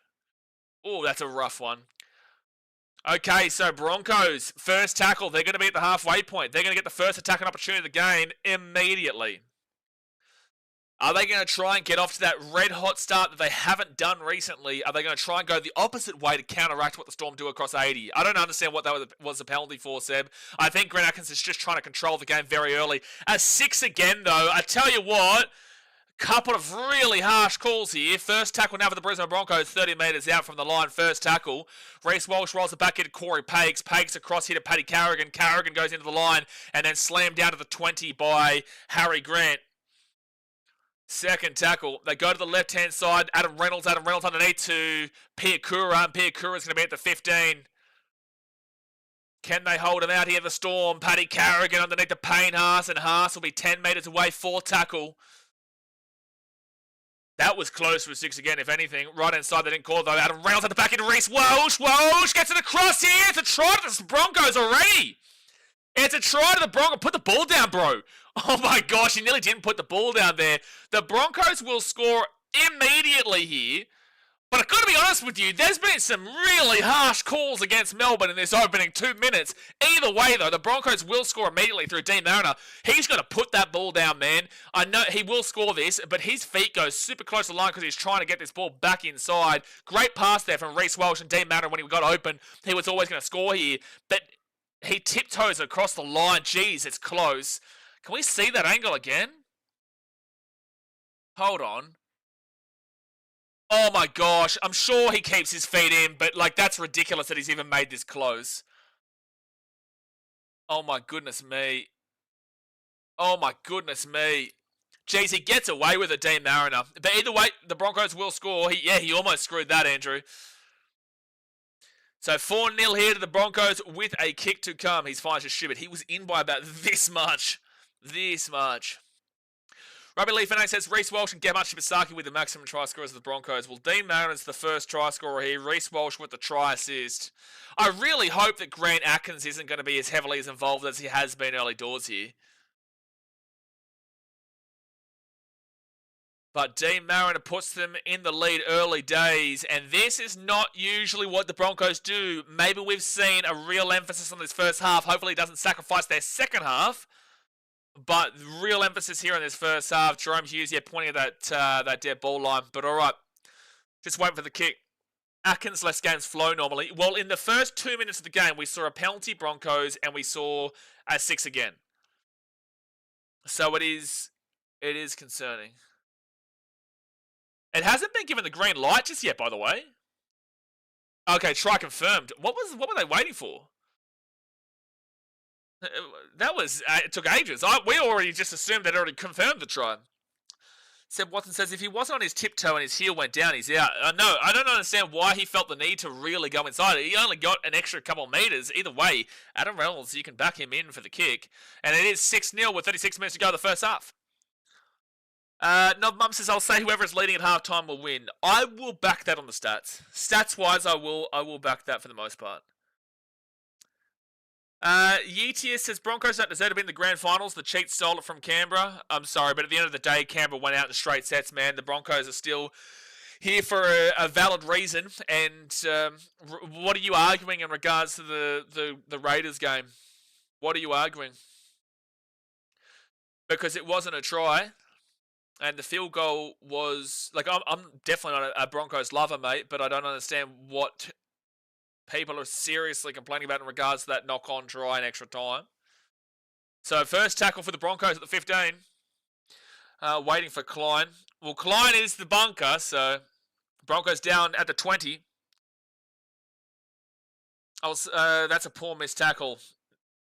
Well, that try wasn't off a missed tackle. It was off the fact that Reece Walsh was able to get away from the tackle and push the ball out to the wing for Dean Mariner. All right, so right-hand side, Adam Reynolds gives it across here to Katoni Staggs, and Staggs will be taken down by Jack Howarth. A big battle for him today. What's your opinion on the early penalty? It was definitely not a penalty, just plain name. It was in the first 2 minutes, Grant Atkins gives a penalty and the 6 again to the Broncos. The penalty was very dubious. I didn't see anywhere near enough of a... But this is the first time the Storm are going to touch the ball, by the way. The Storm will grab the ball at the 10. Ryan Pappenhausen, he's going to bring this ball back now to the 20. Now, Grant Atkins, we're going to see you try and control this game early doors here with the Storm with the ball. Xavier Coates is going to get this ball now to the 25 on second tackle. Someone says, Raiders were here for a good time, not a long time. Well, they had a great time this year. I think the people should be... Raiders fans should be happy with what they did. I don't think that they should be... trying to suggest that the Broncos shouldn't be. At the end of the day, the Broncos won the game because they came back from a big deficit. They shouldn't have been, allowed to come back from. Stefano Utukamanu is going to get... No, sorry, that's Elliot Katoa who'll get this ball to the 50 on fit tackle. Now, Harry Grant to Jerome Hughes. And Jerome Hughes is going to kick this ball down deep to the 3. It's a good, strong kick. Desai Katapani is going to grab this ball. And he'll bring it out to the 13 here on first tackle. Does Bronx beat Raiders, beat Panthers, and if win tonight, deserve all the chocolates? Absolutely. Absolutely. Second tackle now for the Broncos. They're 18 metres out from their own line. Reece Walsh to Katoni Staggs, and Staggs will get taken down to the 25. They roll it back to Corey Pakes. Out of the left-hand side to Payne Haas, and Haas, good run to the 33. That's what Payne Haas can do. Fourth tackle, they go to Paddy Carrigan, rolling through the meters here, hit the grass, Storm pick it up, and that's going to be knock on Melbourne. One-on-one strip by Gemmett, which is going to be a knock on Broncos. So Warbrick grabs this ball here. Oh, it's definitely knock on Gemmett Shibasaki. It's definitely knock on Shibasaki. Don't challenge this Broncos, you'll lose it. Don't challenge this Broncos, you'll lose it too early, and also Shibasaki touches that ball first. It's not a one-on-one strip, though, from Shibasaki. That's actually quite lucky for the Storm here. It's quite lucky because Shibasaki touches it first into Warbrick, and then Warbrick goes to grab it, and then it's kind of stripped from Shibasaki. And then it was called the knock-on from the second knock-on from Shibasaki, but they didn't pick up the first knock-on where he touched it before Warbrick even did. But here's the first attack and opportunity for the Melbourne Storm. They're 35 metres out. Pappenhausen gives it to Utukamanu. And they're the kind of plays that we're talking about where the Broncos are so hot and so amazing at the X factor and creativity that if they don't come off, this Storm team usually will usually capitalise on it, and that's the biggest frustrating thing for the Broncos. If it comes off, it's going to be huge. If it doesn't come off, well, now they're under pressure. Munster, they give it out to Jerome Hughes. Hughes to Pappenhausen right inside here. Here's a chance, and they will punish them straight away. And that's what we're talking about. You cannot make those mistakes, Broncos. You cannot make those mistakes, otherwise you will lose this game. You cannot make those mistakes because the Storm will capitalise, and that's 4 points. And that was a great run from Nick Meaney. Wow, that was strong. Wow, that was a strong run from Nick Meaney. Out of the right-hand side, great set of play. Jerome Hughes, Pappenhausen, Nick Meaney cuts in the line. Reece Welsh, you just forget about him, and Nick Meaney will score. And it's about to, I would assume, be 6-6. That's a strong run from Nick Meaney here. Reece Welsh throws his arm out. He can't get to him, and Meaney's just going to push through. And this is what I was saying. The 50-50 with the Broncos. When they're hot, they score. Well, guess what? They scored. When they're not, they will concede. And that's exactly what the Storm have done. So that high-scoring game people were predicting, well, this is looking likely at this point if this is how this game is going to go down. Farouk says, could we see a full-pitch Stags fend? Well, that'd be crazy if it happened, but it's a really random thing to bring up. Knowledge says, I have a feeling the Bronx get this. Their real grand final was last week. I did say I thought the Broncos grand final was last week, but usually when you say those words, it means that that was their grand final that they won. So if you thought their grand final was last week, then you're suggesting the Broncos lose this game. And the Storm will convert it. So it is 6-6. 6 points to 6. Laurie says, game on. Nichols says, sick play. Both teams have had really good plays. I just really hope Grant Atkins stays out of this game. At the very least, though, even though he called the knock-on against Shibasaki at the wrong time of the knock-on, there was 2 knock-ons there, and at least we saw him call the knock-on from the second attempt, despite the fact he didn't call the first one. So either way, we're not unhappy with that. We'll criticise that early penalty against the Storm, but that, regardless of how we got to the outcome was correct. All right, that will be a very good kick there from the Broncos, and the Storm have to bring this ball out here from the 3, and Utukamanu runs this ball up to the 10. Good defense from the Bronx, but strong run from Utukamanu as well, right into Ricky. Great running, Harry Grant.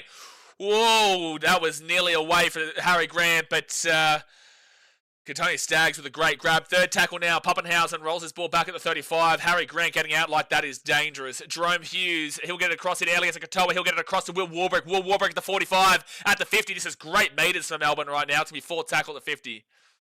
And it says, off the stats of Bronx, worse first half than second half. I expect Storm to lead half time, but only by 4 or 6. I do not think that the first half, second half thing impacts the Storm as much as it impacts the Broncos in this game. So Jerome Hughes, good chase through here. Oh, good pressure, but he doesn't go up for it there, Munster, but Reece Welsh will grab it under pressure at the 10. Melbourne looking good with the ball, Steve says. Melbourne definitely have been looking better with the ball, but again, Broncos are not a good first half team. So that's why I was surprised they scored first immediately. It just comes down to, is that what their intention is here today?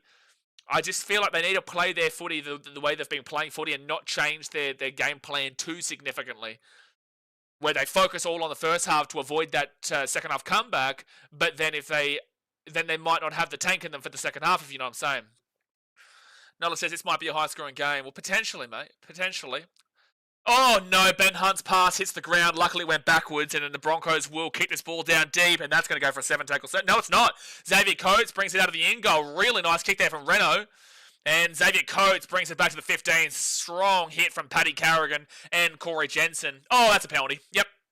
Grant Atkins will call the penalty, and that was legitimately a penalty against Corey Jensen. There's nothing wrong with that call from Grant Atkins. And you know what? Every time Grant Atkins makes a call, I think we really need to, in high-performance games like this, you need to emphasise whether it was a good call or whether it was a bad call, because otherwise people will just look at penalty counts. Again, first penalty Broncos, not good. This penalty Storm, that is legitimate. Seb Watson says, great touch and skill by Grassy from Ben Hunt there. Well, Jerome Hughes is going to kick this ball out here to the 33. I forgot to give Grassy McGrath a shout out in the Dally M, Seb. Forgot to give him a shout out. Unbelievable year from Grassy. All right, so that's going to be Storm here. First tackle, Sean Ballore at the 42. 30 minutes to go here of the first half, guys. 30 minutes to go. Hit that like button and subscribe. Get around it. Munster gives it off to Trent Loiero. Loiero's going to hold here. Taken down to the 37. Third tackle here for Melbourne. They roll it back to Harry Grant. Harry Grant's got Josh King. They're making some massive meters here. Massive meters. Out of the right-hand side. Nick Maney again. 20 meters out. They're finding space on this right-hand side for sure. Fourth tackle. 20 meters out here from the line. They go to the left-hand side. Jerome Hughes. Hughes up to Josh King. He's just going to go for a strong run up the middle. Gets the offload away. Harry Grant. Great offload. Since when does Josh King offload like that? Ryan Pappenhausen at the back here. It's Jack Howarth. The Storm are playing at a really high ceiling right now. 15 meters out. Harry Grant. Jerome Hughes. He kicks it back here. Xavier Coates. Oh, it's an illegal play. It's a knock on. It's a penalty. You've got to bin him. Stags has been doing this since round 27. You cannot allow this to continuously happen here, Grant Atkins. He is deliberately taking Xavier Coates out of the play. It is an illegal play. It happened in round 27. Wake up, Grant Atkins. I don't understand. I just do not understand how Grant Atkins isn't binning the illegal play from Stags every single time. It is an intentional takeout play. We saw it in round 27, and we've already seen it here in this game today. Why are we not seeing Grant Atkins take control of that play? Harry Grant, first tackle, 10 metres out. Josh King. And Josh King is going to be 3 metres away here from the line. Second tackle. It is an intentional takeout on a try-scoring play. Out of the back to Jerome Hughes. Jerome Hughes goes at himself, and he's going to be 5 metres out from the line. Third tackle. Crazy seeing Hunt back in a final with the Broncos. Again, 6 again here for the Storm. And that is correct, Nikhil. But 6 again for the Storm, 7 metres out. First tackle for Melbourne. 5 metres away. Harry Grant goes for a dart. He gives it across here. Elias Katoa. He'll be 3 metres away from the line. Second tackle. Get around you, Brandon. Appreciate you for becoming a BKR supporter. Legend, brother. Out to Munster. Munster steps. He's going. Munster still goes. 6 again here for the Storm. They're all offside. Munster's still going. 3 metres away here from the line. Reece Walsh, don't give away another 6 again. Oh, cheeky run from Harry Grant. Good defense from the Broncos. They're one of the best defensive teams in their defensive 20 across the competition, the Broncos. Them and the Panthers equal top 2. Jerome Hughes kicks it through. Try to the Storm! Elias Katoa with the try time. And it is 10-6 with a kick to come. 10-6 with a kick to come. Try time for Melbourne. Nice little kick through there. Nice little kick there. From, is it Munster? No, it's Jerome Hughes. Munster to Jerome Hughes, and he kicks it through for Alex Katoa. He just gets in behind the line. They're finding incredible space on this right-hand side. This right-hand attack is where they're finding the space. Brandon says, even as a Storm supporter, they'll milk what they can. The issue is, though, bro, is that Grant Atkins, and I'm pretty certain he was the referee in that round 27 game, Grant Atkins allows the play on the basis that he's calling it a penalty, right? He's calling it a penalty. I just want to make sure that Grant Atkins was actually indeed the referee in that game around 27. He was the lead referee. So he's calling it a penalty, which means that he is suggesting it is illegal. He is saying it's illegal. And if it's a try-scoring act, that he is deliberately taking out the highest profile winger in the game for scoring in the air, Stags is deliberately, intentionally taking that player out in that prime time spot of what Coates is known for there. He scores bulk tries from that position. He is so good in the air. So he's calling it a penalty. He's saying that it's an illegal play. Why is it not a try-scoring play for a guy who has scored so many tries throughout the season in that position?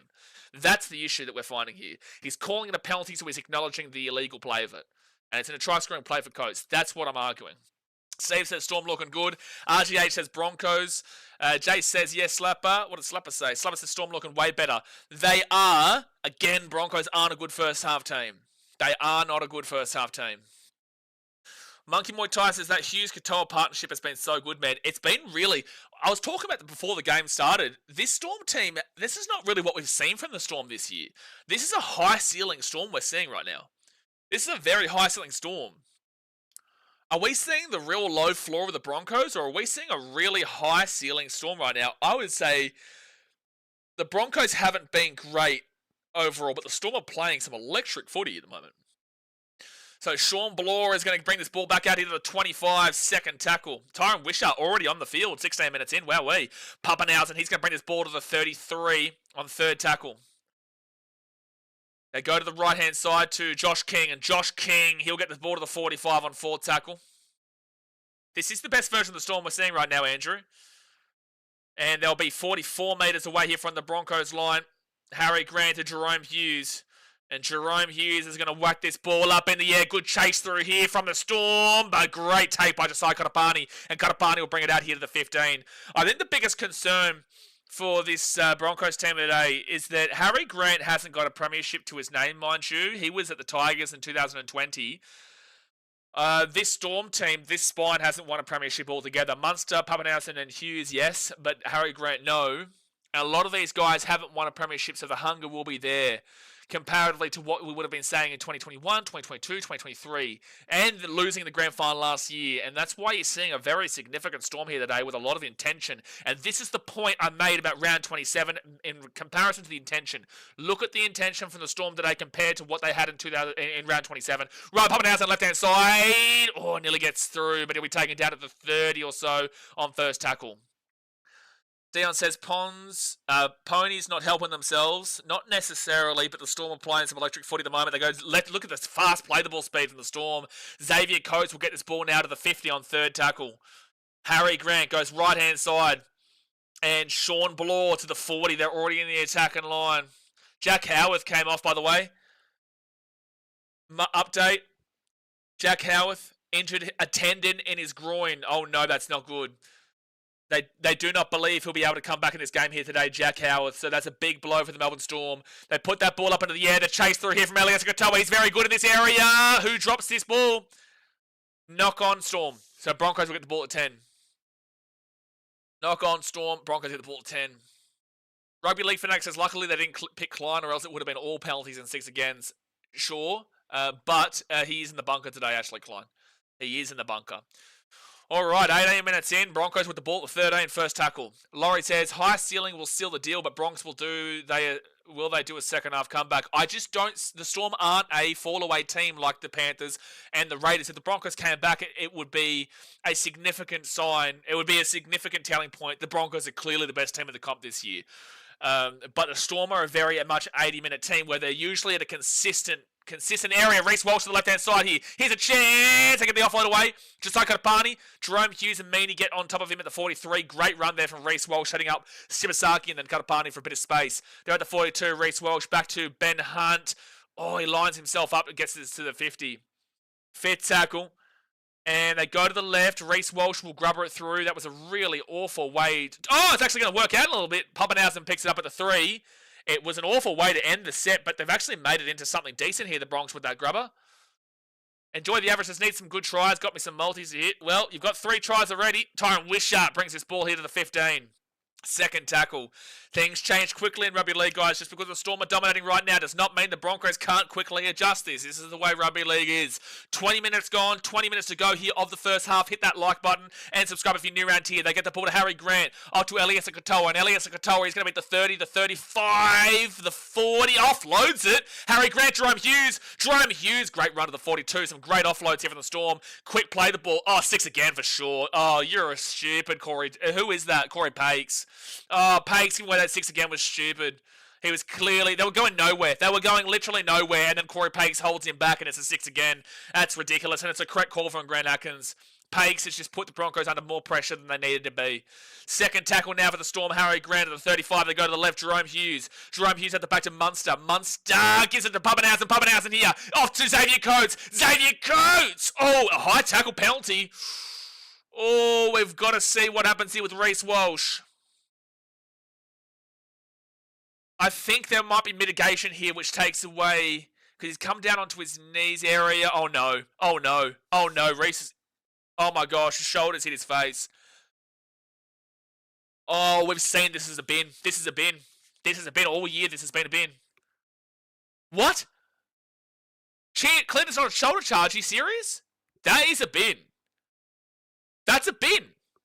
That's been a bin all year.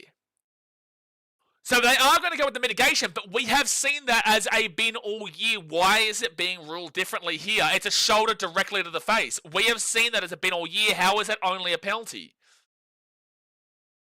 That's wild, Damon. That's wild. How's it not a bin or a send-off? It's not a send-off, Scott, but it's absolutely a bin. It makes no sense. I understand it's a grand final, but you still have to referee the game as the game laws are. The mitigation factor there, well, then why are we using that mitigation in the regular season? Why are you using it so significantly there for Reece Walsh in that situation? And also, Broncos fans, when you had a sim bin for Walsh against the Raiders, you came back and killed it afterwards, so maybe it might have worked out in your favour. First tackle ever the Storm at the 5. Welsh has got very lucky in his finals, absolutely, Lucas. Harry Grant, that's going to be criticised heavily once this game's finished. Munster, Pappenhausen, gives it out, left-hand side, Tyrone Wishart, he's playing centre. He's 5 metres away from the line, second tackle. They've got a lot of playmakers on the field, Melbourne. Harry Grant off to Munster. Munster gives a short ball here to Trent Loiero, and Loiero is going to be 8 metres out. Broncos, you've got great defence in your defensive 20. We've got to see you hold out here. Harry Grant, he's going to go to the right, off to Munster. Munster, Stefano Utuikamanu, who pushes away from one. Broncos, go up in defense, man. 4 tackle at the 4. 4 tackle at the 4. Harry Grant, out the back to Jerome Hughes. Elias Katoa, right hand side, Will Warbrick! Oh! It's a try time for the brick! Get bricked up, Melbourne fans.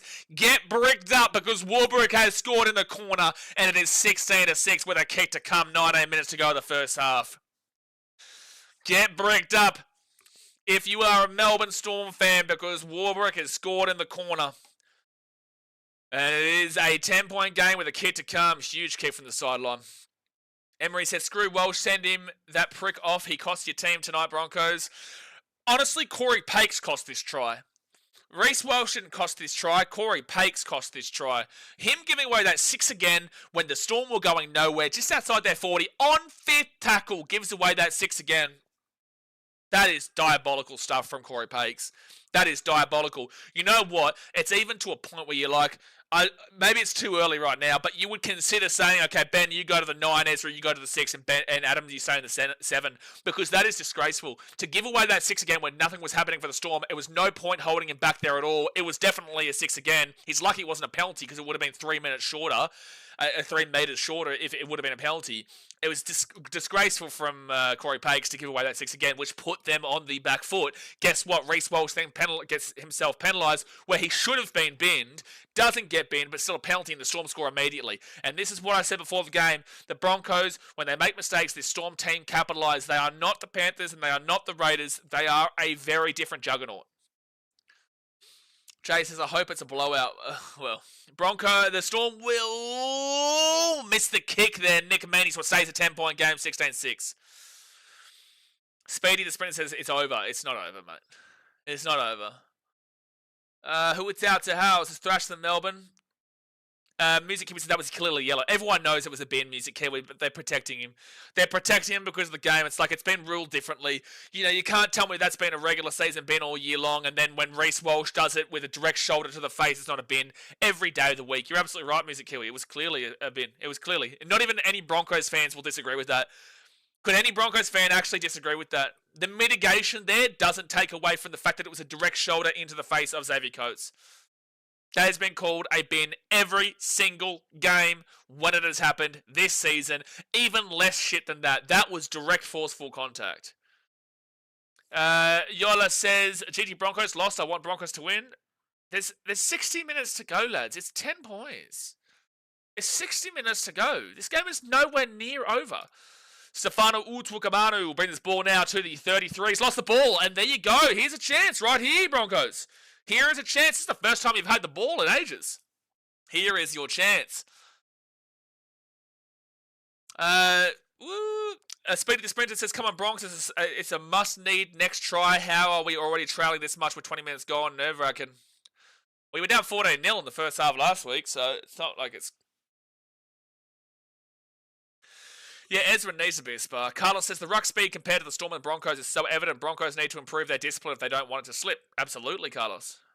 Brandon says far from over for the Bronx. They're a second half team, have been all season. Have been second half of the year. But yeah, again, the game's not over by any stretch. They've kicked it on first tackle. Oh my gosh, oh my gosh, oh my gosh, oh my gosh, oh my gosh, oh my gosh. Who's kicking the ball on first tackle? You're lucky.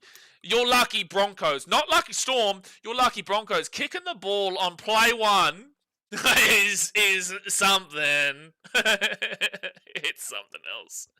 If that goes dead for a 7-tackle set, could you imagine? Could you imagine how much people would flip out? That was a warning shot. Warn these nuts, man. Don't do that. Don't do that. Because if you lose the ball, that's going to kick it. They're going to kick it to the 45 on the other side of the field. You know, don't do that. You know, that's if as the Titans said, if the Titans did that in the game, I'd flip out. I'd flip out. Flip out. Pappenhausen's got the speed to get back for that. Second tackle now for the Broncos, and they're at the 35. They go to the right. Payne Haas, here we go. Here's your chance here, Broncos. Let's not kick the ball on first tackle.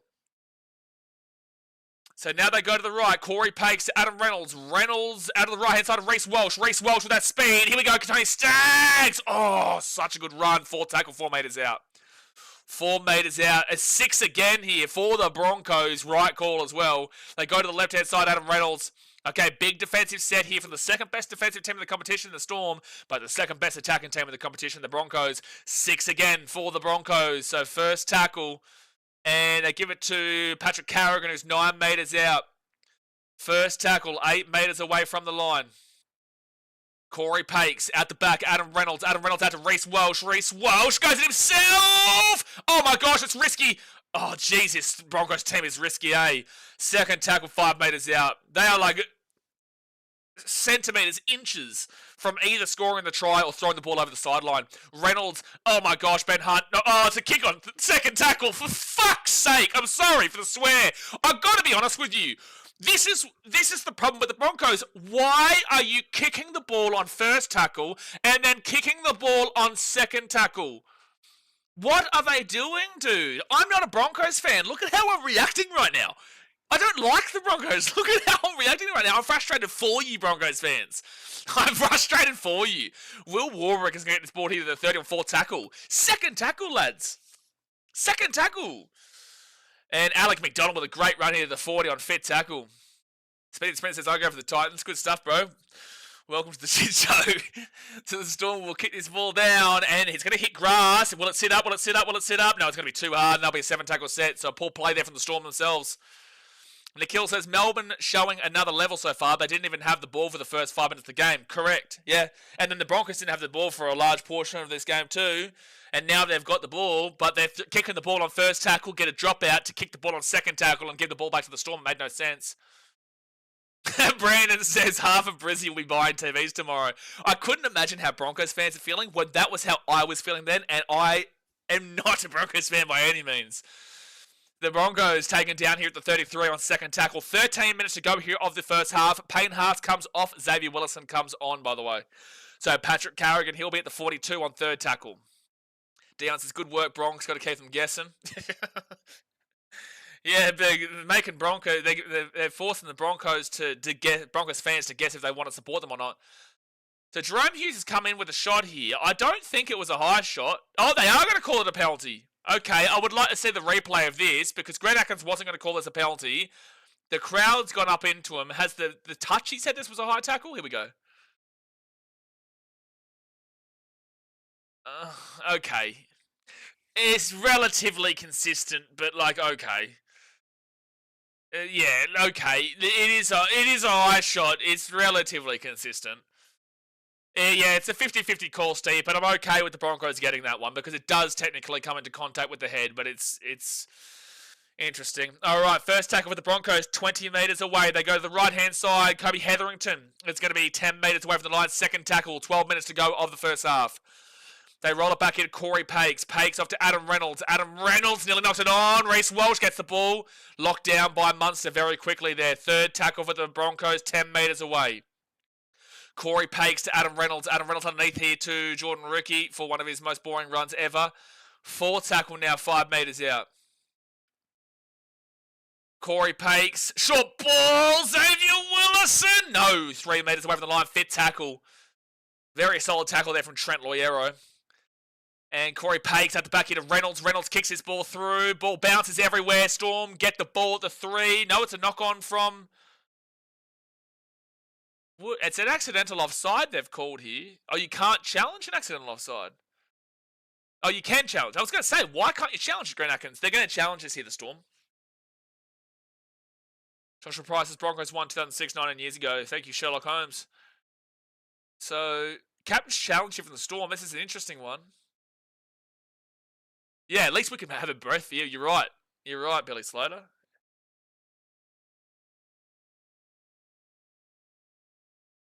Yeah, this is play on. This doesn't come off of Alec McDonald. That didn't come off of Alec McDonald. This is going to be a successful challenge. Yeah, this is a successful challenge.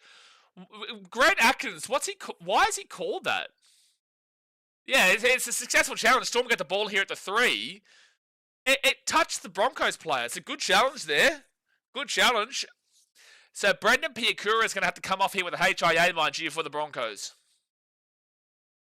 Rice says Broncos fans can't be upset with that hit considering the Welsh shoulder. Oh, there's definitely nothing more than that for that Storm hit. If Reece Welsh didn't get binned, my goodness. Lucas, personally, I think Atkins is off to a very average start. Won't disagree with you, but what are you specifically complaining about? Besides that call, which I agree. 4 tackle now for the Storm, and they'll be at the 20 on their own side of the field. Harry Grant very quickly. Jerome Hughes, he steps. He's still going here, Jerome Hughes. We'll get this ball to the 33. Salvage set from something really poor overall. States is a good challenge. And now Munster with a strong kick right down the centre where it will be picked up by Dean Mariner. And Dean Mariner is going to run this ball back into the 30. And then he'll get away from 1. Oh, taking out the 40. Very close. Good run. Emery says Storm won 2012 and 2018 and 2020 premierships. Why are we going over premierships that we all know these teams have won, by the way, guys? We said someone talked about Broncos 2006 and now we're talking about 2018, 20 and 2012. What's happening? Not any calls specifically, just feel like he's been very involved, but unwilling to make the big call. Yeah, don't disagree. That sin bin for the Reece Welsh should have been the first thing happened. 4 tackle in for the Broncos. They're 35 metres away here from the Storm line. Oh, nearly a brilliant breakthrough there for the Broncos. Hetherington. And there's no markers. Reece Welsh! Reece Welsh! It's a try for the Broncos underneath the post. Out of nowhere, there was no markers. This game is speedy, bro. This game is speedy. It's 16-10 with 10 minutes to go in the first half. Hit that like button and subscribe. The Broncos will score under the post. And there's no markers. There's no markers when the end of this happens. They're all getting slowly back. Look at that's lazy there from the Storm. And then Reece Welsh with some great steps there. Great steps, and he will score underneath the post. Great steps. Gary says, that is superb. Attacked with such pace. Fantastic. You know, that's a really good try there from Reece Welsh, and they needed it. They needed it. All right. Reece Welsh, look at him look at Pappenhausen too. Look at him look at Pappenhausen. It's a strong try from Reece. It is a strong try. That is an inspiring try. Lucas says, you wouldn't expect Welsh to be as powerful as he is, yeah, that was a massive play. That was a massive try. Speedy the Sprinter says nowhere near it from over. I've never said it was over. I never said it was even close to over at any stage. I always maintained and I always said to you that it was never even close to over. It was the chat that was saying it was over. It was not me. You never would have heard me say it was over. And the Broncos, Adam Reynolds will kick it through to make it 16-12 Storm way. Well, 10 minutes to go. Like I said, guys, first half, thumbs up, subscribe, and don't forget to go subscribe to BKRtravel in our pinned comment. After this game finishes, we've still got the internationals. We'll have Papua New Guinea playing Cook Islands and Fiji. And we'll be streaming all of those games live. We will have the Australia versus England Ashes series. And we will be live for all of the New Zealand Samoa and Tonga games to get around it. Comment in the chat who you think wins this game. Sean says exactly what I said before. It's Sunday. Anders says, where are the people calling it over? Ezra Mam has come on the field early here. Come on the field early. All right, 8 minutes 30 to go of the first half. 4-point game in favour of the Storm. Very similar score to what that Raiders versus Broncos game was in week 1 of the finals. Well, you could even argue very similar to how that Broncos-Cowboys game was nearly at halftime or even at halftime when the Broncos and Cowboys played in, what, round 26, round 25?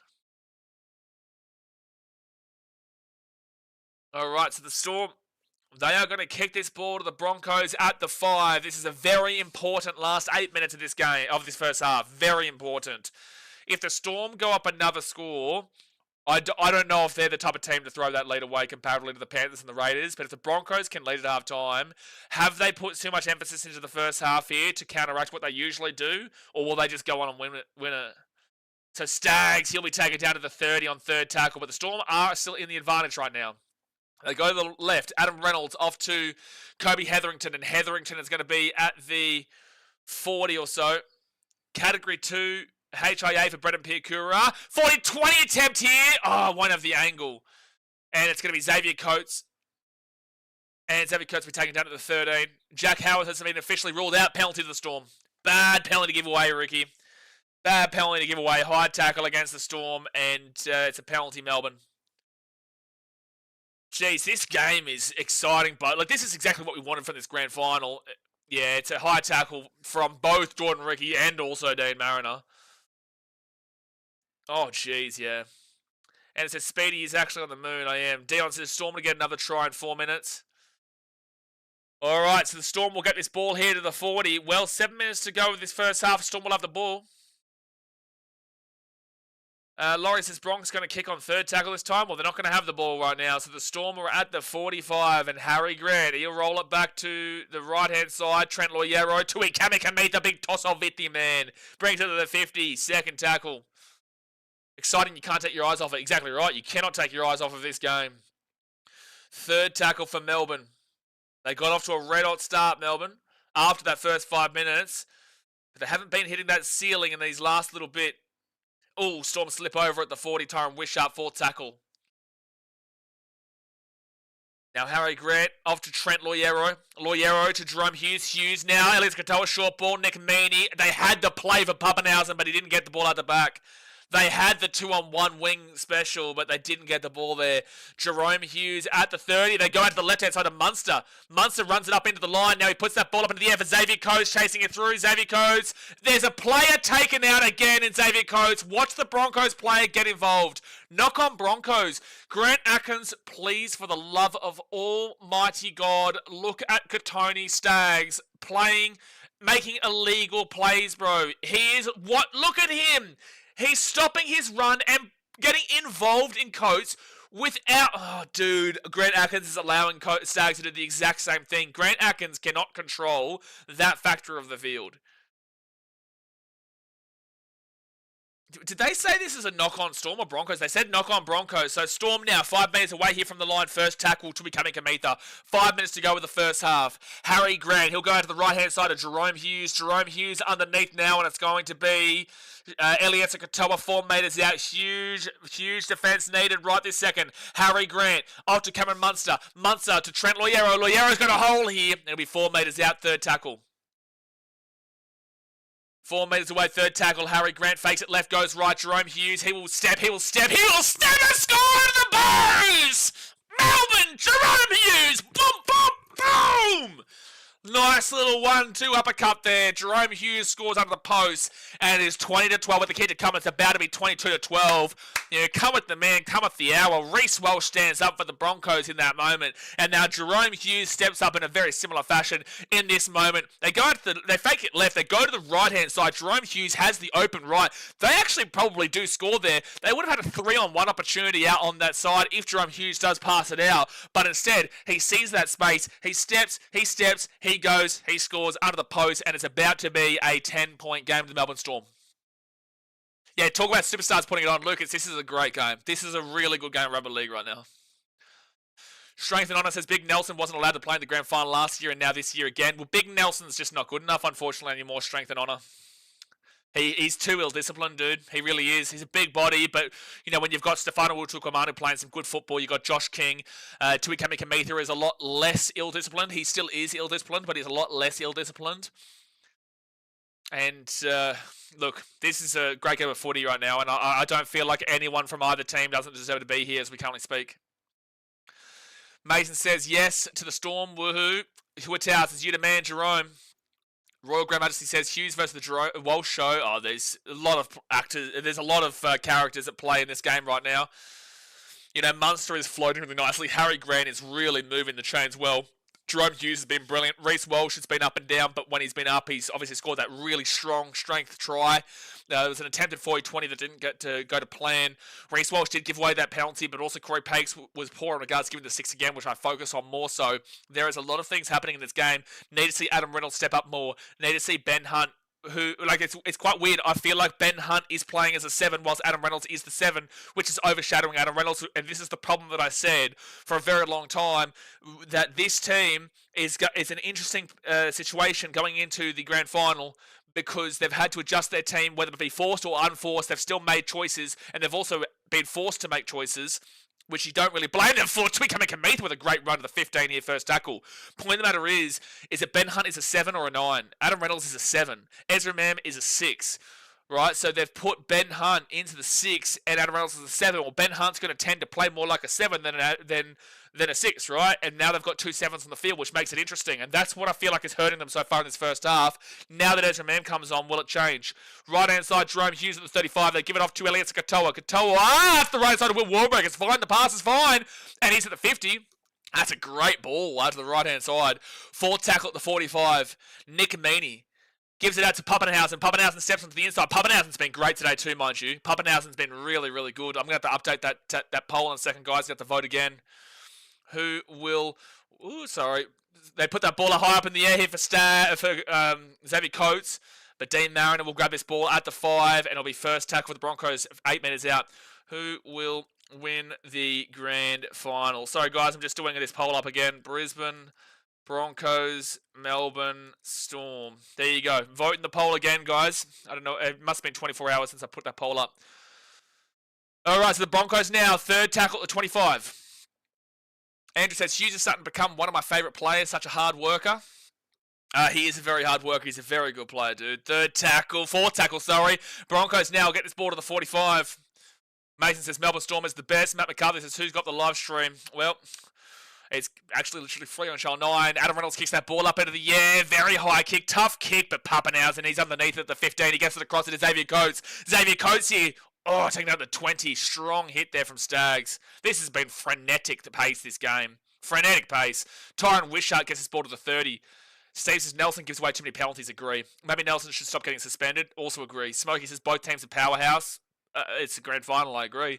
Rice says Stefano held his own pretty well considering who he was up against. Also agree. Pappenhausen, he'll get this ball to the 50 on 4th tackle. Great run here from Melbourne. Oh, this is going to be a penalty. No, it's not. Oh, I thought they might have been calling a crusher there. Munster gives it across here to Tyron Wishart. Nearly a space there. He can still go. No, taking out the 33. 5th tackle. 1 minute to go here of the first half. They go to the right. Jerome Hughes puts it up. Xavier Coates. Here comes the chase. Here comes the chase. Oh, that's good take there from Reece Walsh. The ball wasn't close enough to... Oh, my God! Oh, long story short, the Broncos still have the ball at the 5. Short story short, what did I just witness Reece Walsh and Ezra Mam do? 2nd tackle here, that could have been the game right there if they had scored the Melbourne Storm. That's actually wild that we just witnessed what we just witnessed. That is wild what we just witnessed. 30 seconds to go here. 3rd tackle for the Broncos. They'll get this ball to the 20 at the back of Adam Reynolds. Jordan Ricky, Ezra Mam, Katoni Staggs. Staggs here. This will be huge. They could score, but they'll be 38 metres out here. 4th tackle, 19 seconds to go here the first half. Ben Hunt at the 35. They get it across now to Reece Walsh. Reece Walsh at the 40. All close to 4, but it's fine. Get him out, Shibasaki. Get him out, Shibasaki. Oh, taken down. 5th tackle, 23 metres away here from the line. 5th tackle, 3 seconds to go. 2 seconds to go. 1 second. They go quickly. Ben Hunt, left hand side. Reece Walsh. Oh, Xavier Willison. Oh my gosh, this game is unbelievable. This game is unbelievable. Ryan Pappenhausen, take a bow in regards to the defense just now. It's halftime. Oh, what a first half that was just then. Emery says Puppy will never pop off. Puppy has been incredible today. Pappenhausen has been incredible today. Half time here, 22-12 to the Storm over the Broncos. This grand final has lived up to the expectations so far. I'm going to need a bit of the sniffy jar from Tyler and Jay, you're right. Gee whiz, what a game we've watched. This game is like a DC Rivals hypercoaster. You're right, Noob Master. You are absolutely right. There's no way anyone couldn't be enjoying this game. You have to be. If you love rugby league, this is rugby league right now. But you guys keep commenting in the chat. You keep commenting in the chat. I'm going to look at the stats at our time and give you a good read through, man. So, guys, hit that thumbs up button if you like the content. Subscribe if you are new around here. We are live for every rugby league game live. We've got the England Ashes series coming up too in the cricket, plus also the internationals, plus also the NBA. And if you haven't already, go and subscribe to BKRtravel in the pinned comment as we pump on a travel channel over there.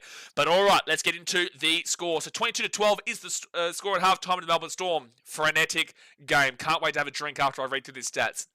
Nick Meaney, Elliot Katoa, Will Warbrick, Jerome Hughes, all try scorers for the Storm, whilst the Broncos, Dean Mariner and Reece Walsh, and that try for Reece Walsh was really, really impressive, really strong stuff. Nick Meaney's kicked 3 from 4 conversions, whilst the Broncos have kicked 2 from 2 conversions. Now, possession-wise, important. 54% possession to the Storm, 46% possession to the Broncos.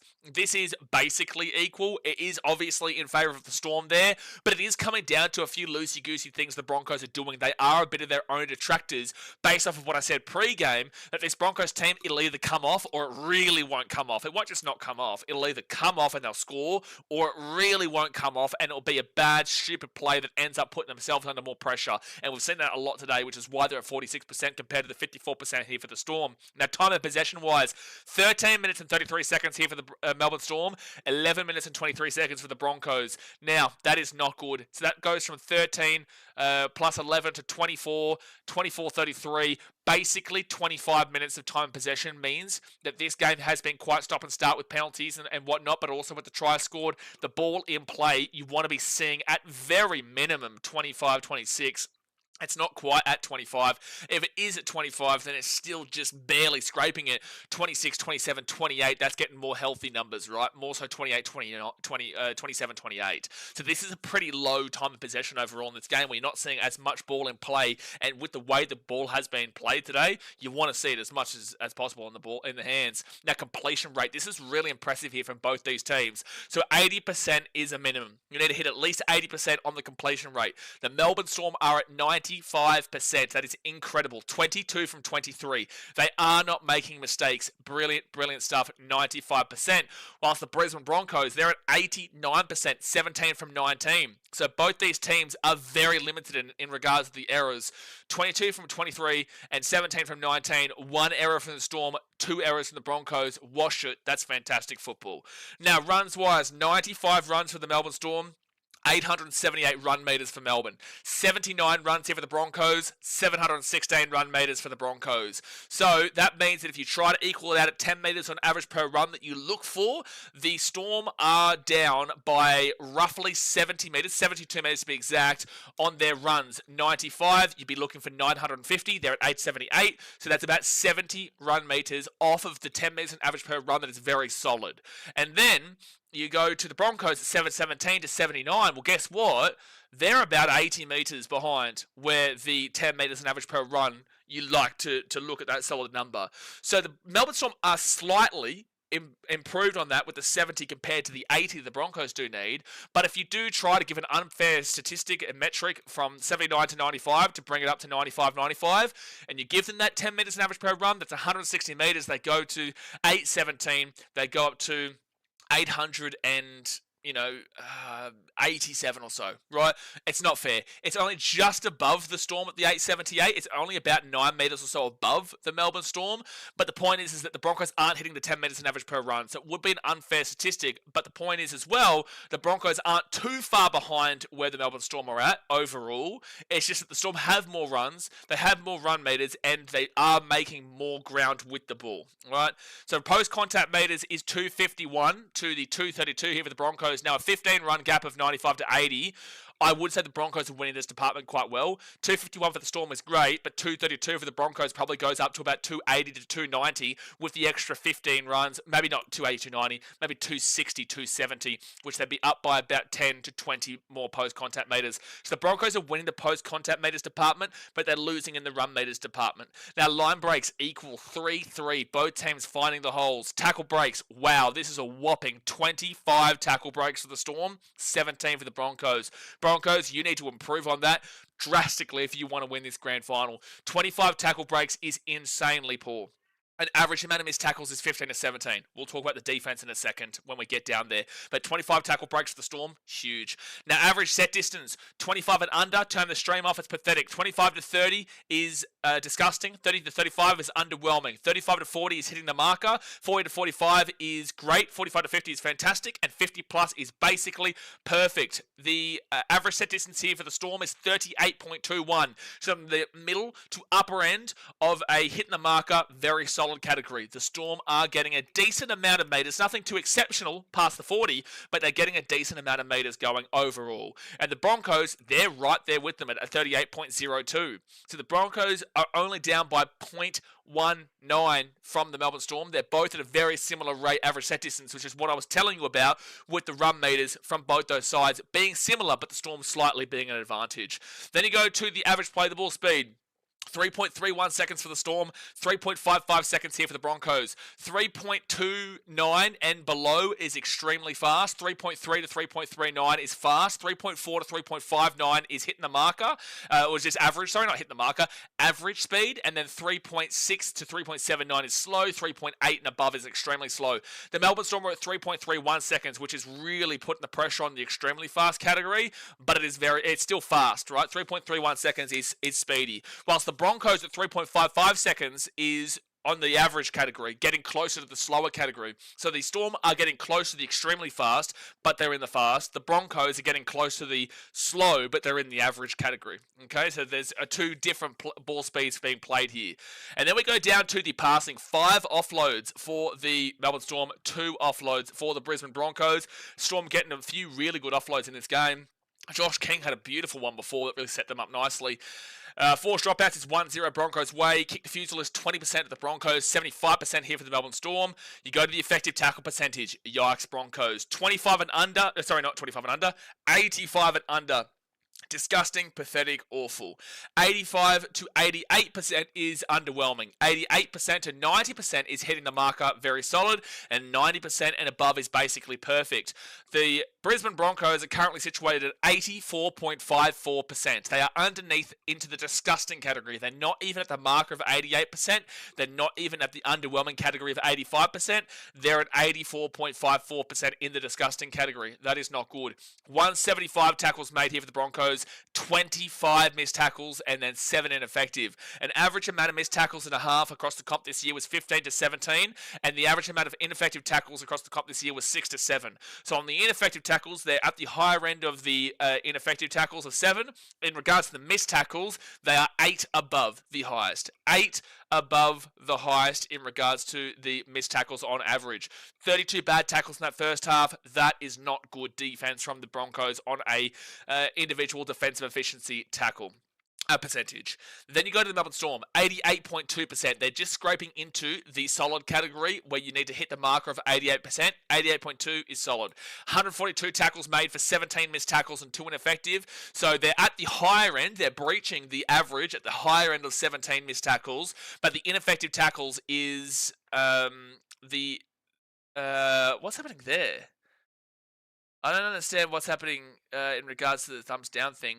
Hit the thumbs up button, guys. What's happening in the chat right now? Why is someone suggesting thumbs down? 17 missed tackles and the 2 ineffective there. So 2 ineffective is 3 less than the lower end. I'm going to repeat this again. So I got really distracted there by the chat. 88.2%, 142 tackles made, 17 missed tackles and 2 ineffective. So the 17 missed tackles, higher end of the averages, which is not great, but it's nothing awful. Whilst the 2 ineffective tackles is 4 underneath the lowest of the average of 6 and 7. So 19 bad tackles for the Storm compared to 32 bad tackles there for the Broncos. Storm have made 142 tackles, the Broncos 175. There is a complete gap here between the effectiveness of both of these, and that's why the Storm are as solid as they have been in this game. And then we go to the negative play. 3 errors for the Broncos, 2 errors for the Storm. This is very good from both these teams. Anything under 4 is a very exceptional rate. 5 to 6 is average. 7 and above is Newcastle Knights, Sydney Roosters, North Queensland Cowboys territory. So 3-2 Broncos way in errors is very good on a overall metric. Penalties conceded 4-2 against the Broncos.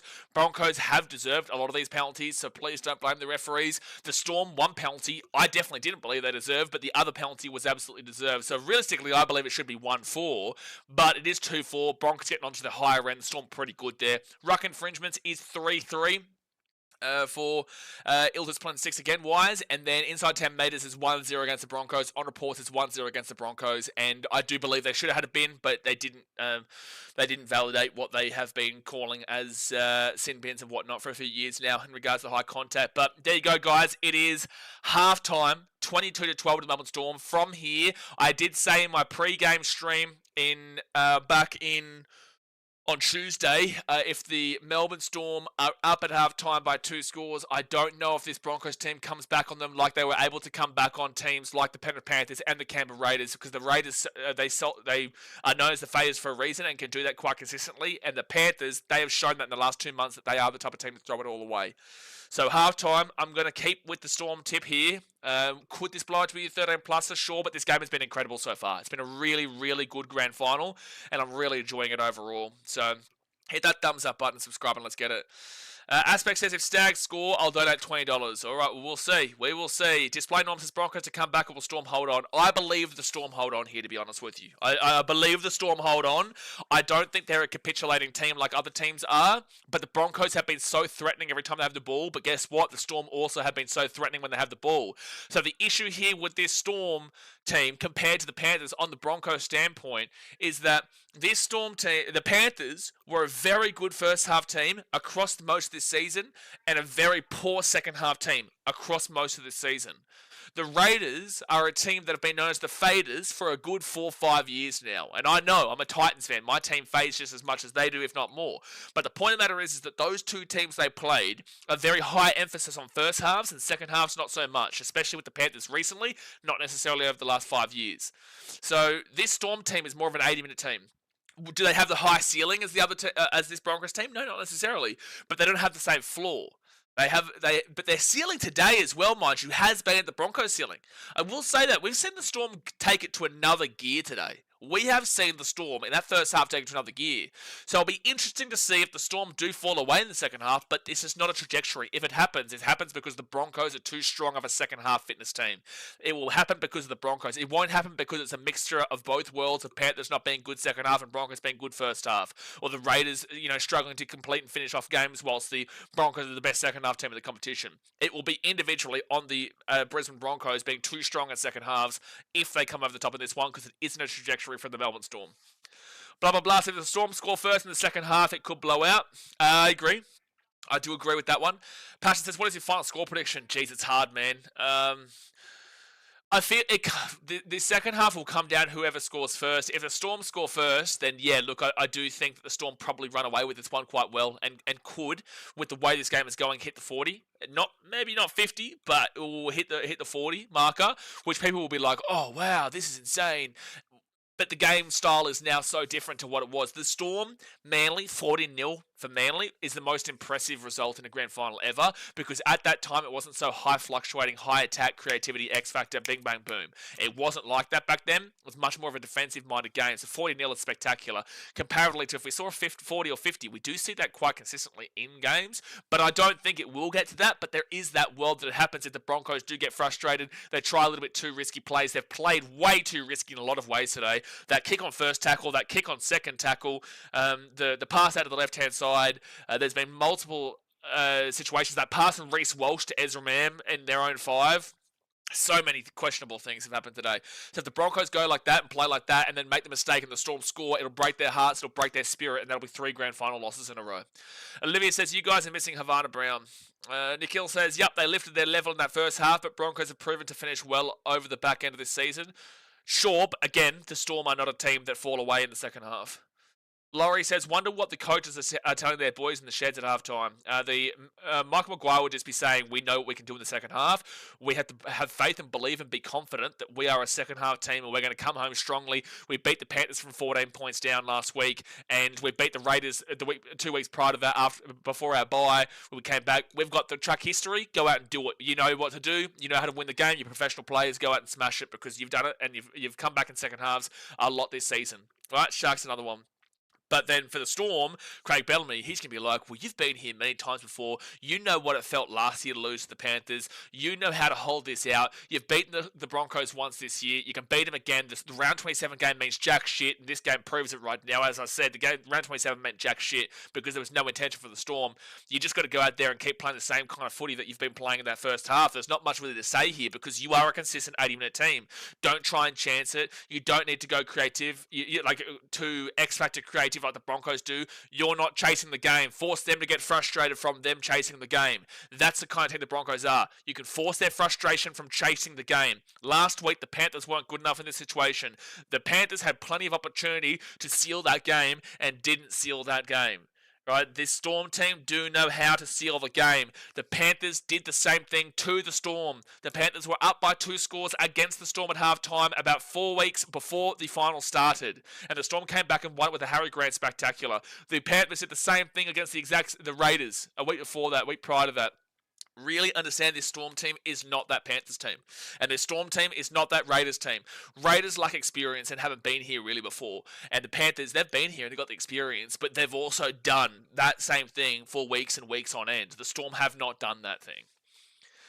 Gary says, Afana Brown, that sounds like a bad cocktail. Olivia says, no multis, just enjoying the atmosphere. Yeah, I hope you're having a good time there, Olivia, regardless of what happens in this game. At least you won the women's game. Emery says, Storm got their second half to smash. Asks us how much longer till the game finishes. Well, we're in half-time right now, so we're just waiting for the second half to get going. But the game will probably finish, in around 45 minutes' time. Around 45 minutes' time or so. Maybe 50 minutes' time. But there's 40 minutes left of the game. I have 3 spare seats next to me, too, so it's great. Oh, true. David says, come on, Broncos, in match we trust. Emery says, got Storm 40 to 18. Well, comment in the chat right now, guys. What is your score prediction for the rest of this game? Keep hitting that thumbs up button. Keep subscribing. Keep on hitting that poll. This is the grand final. We have 40 minutes to go until we find out who is the champion for 2025. Patton says, it just might be Brisbane's year. Just realised. Why? Why are you saying that when they're down by 10 points at half time? Dion says, Coach said, boys, drink up. We got plenty of toilet water to go around. Clippy Wooden says, sorry, I've been too stuck on the screen for 40 minutes. What a half. Oh, mate. Unbelievable half, mate. Really enjoyable half of rugby league. Really, really enjoyable half. Who cares if you don't like a certain team or whatnot? At the end of the day, we love rugby league. Thames says, cheers for the commentary, lad. Get around your Thames. Appreciate you, man. We're always here, mate. We're always here. Display name says, do you still see a possibility of Broncos winning, however, or do you just see only Storm winning? There's always going to be a world the Broncos can still win this game with their second half form. But if they come back in the second half, it is not because the Storm are a second half fading team. It is because the Broncos are too strong in the second half. It'll be a purely Broncos win on the back of them having a really strong second half, not because the Storm fall off in second halves. They're a consistent team across the 80. SX Trick Official with the $3 redo donation. Get around you, bro. Thank you very much for the donation. Malie says the most boring game. You are drunk off your head if you think this game is boring. It has been an incredible game to watch. All right, 40 minutes left here of the grand final, guys. The Storm lead 22-12, and they will receive the ball to start off here for the second half. Tui Kamikamica will bring it out to the 13 here on first tackle. Tyree says, Storm by many, Katoa or Hughes, Clive Churchill medalist. Right now, I'm thinking Jerome Hughes gets it at halftime. If the game keeps going this way, I've got Jerome Hughes to finish off the job. So the Storm now, they're going to get this ball to the 33, third tackle. They go to the left-hand side, and they'll get the ball to Trent Loiero at the 40. Kate says, Storm score first. I think it'll be too much for the Broncos. I agree. I absolutely agree. I still think this might even be a little bit too much, but 10 points is only 10 points, realistically. One converted try brings you within 4. That's why it's not too much. Jerome Hughes with a bit of a basic kick there. Weird kick. Storm will let it bounce. Or the Broncos let it bounce. And it actually bounces really well for them to take him back in the 15. Not a good play from Katapani. Just needed to run the ball straight. He needed to... What's happening here? I played the mark, apparently. Okay. Tyree says, to me, the $1 million question is whether Brisbane can stop the Storm from scoring because both teams got plenty of points in them. I think the $1 million question is, are the Broncos the second half team they believe? I think that's the $1 million question. Because if they're the second half team they believe, then it wasn't the Panthers and it wasn't the Raiders, it was the Broncos. But if they can't come back in this game, it was because those two teams have shown those signs over many weeks/years. Not Panthers years, but Raiders years, Panthers weeks. Adam Reynolds. And that's out in the full from Reynolds. Oh, no. Oh, no. Yeah, Mali, I'm going to be honest with you. I'm going to shut you down very quickly here, bro. You've already come up with a ridiculous comment saying this grand final has been extremely boring when it's been an incredible grand final that everyone's been enjoying so far. And now you're talking about making New South Wales Rugby League versus NRL and finalist teams.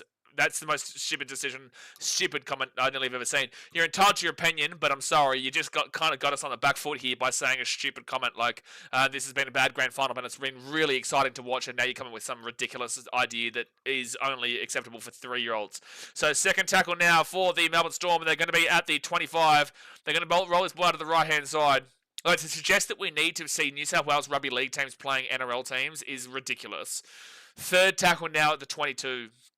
They roll it back to Harry Grant. Harry Grant goes in himself here. Off to Munster. Munster then to Sean Blore. Sean Blore's 9 metres out. This is a very important defensive set here, Broncos. Very, very important. Harry Grant, short side. Tyrone Wishart. Wishart's 3 metres away from the line. Fit tackle. Fit tackle.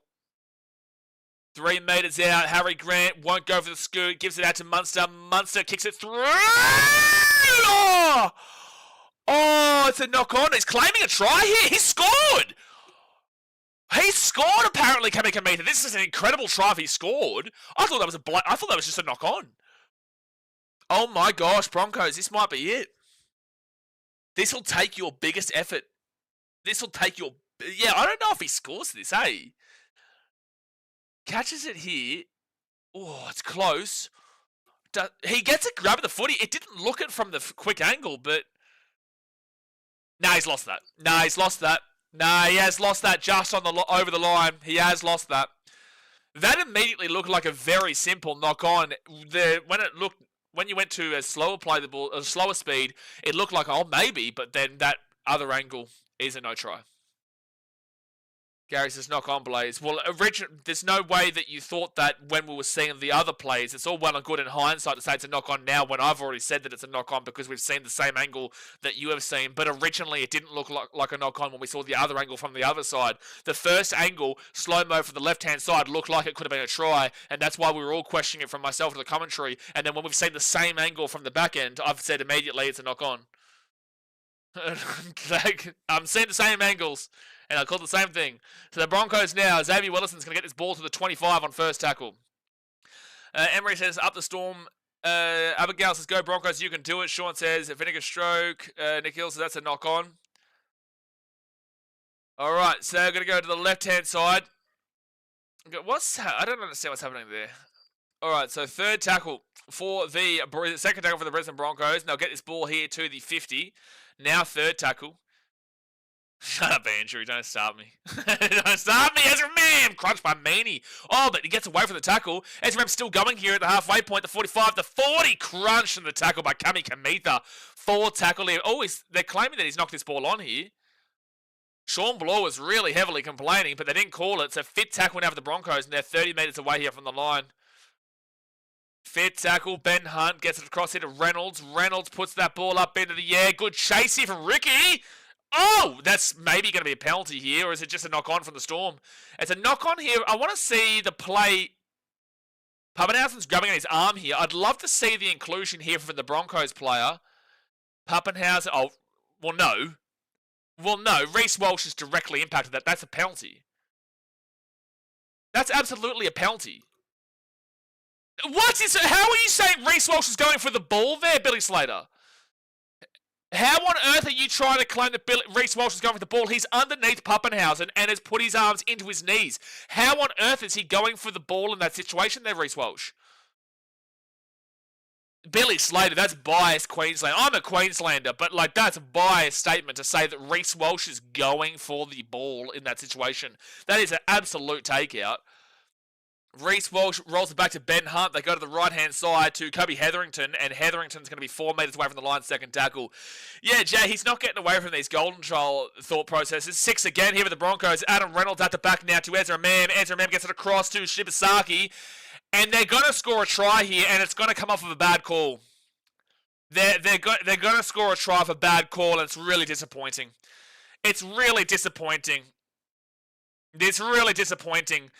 How are you getting such a pivotal call wrong, and how have you got Billy Slater calling that is an okay play? So they're going to score on the left-hand side here. Get how much Shibasaki is going to put the ball down. That's fine. That's not the problem that we have with it. The problem we have is that Reece Walsh has been a protected species today. He didn't get sin binned when he absolutely should have been, and he absolutely should have been penalised for taking out Ryan Papenhuyzen. And Shibasaki will put that ball down there. Really disappointing, man. It's same old referees, bro. Same old referees. Andrew says, Slater, you are a Storm legend. Yeah, but he's the coach of Queensland, and he's defending Billy Slater in that situation. He's defending Reece Walsh in that situation. But at least we've got a close game either. Pretty obvious too. Very obvious. Boys, there you go. Slater, Storm legend. Can't believe it. Who's tapping, Blaze? Who's tapping? What do you mean, who's tapping? Who's tapping? I don't know what you mean. What? I don't know what you're talking about. Who's tapping? But anyway, the Brisbane Broncos will miss the kick, so it will stay a 6-point game. Oh, maybe it might be me on here. Is that the noise you're hearing? Maybe it's just my my toes making contact with the table. And it says I could argue that was a bin. Royal Grand Majesty says, imagine if Broncos get 3 back-to-back comeback wins. Yeah, but it's just unfortunate that we've just seen them score a try off the back of a really poor call. Dion says, can't blame the ref. NRL said Walsh do no wrong. Yep. Laurie says, the Bronx, you saying there's a chance Dan Bronx have got a few calls going your way this year, the refs. This game, they've had a couple. It's all been to do with Reece Walsh. Overall, it's been a very great game to watch.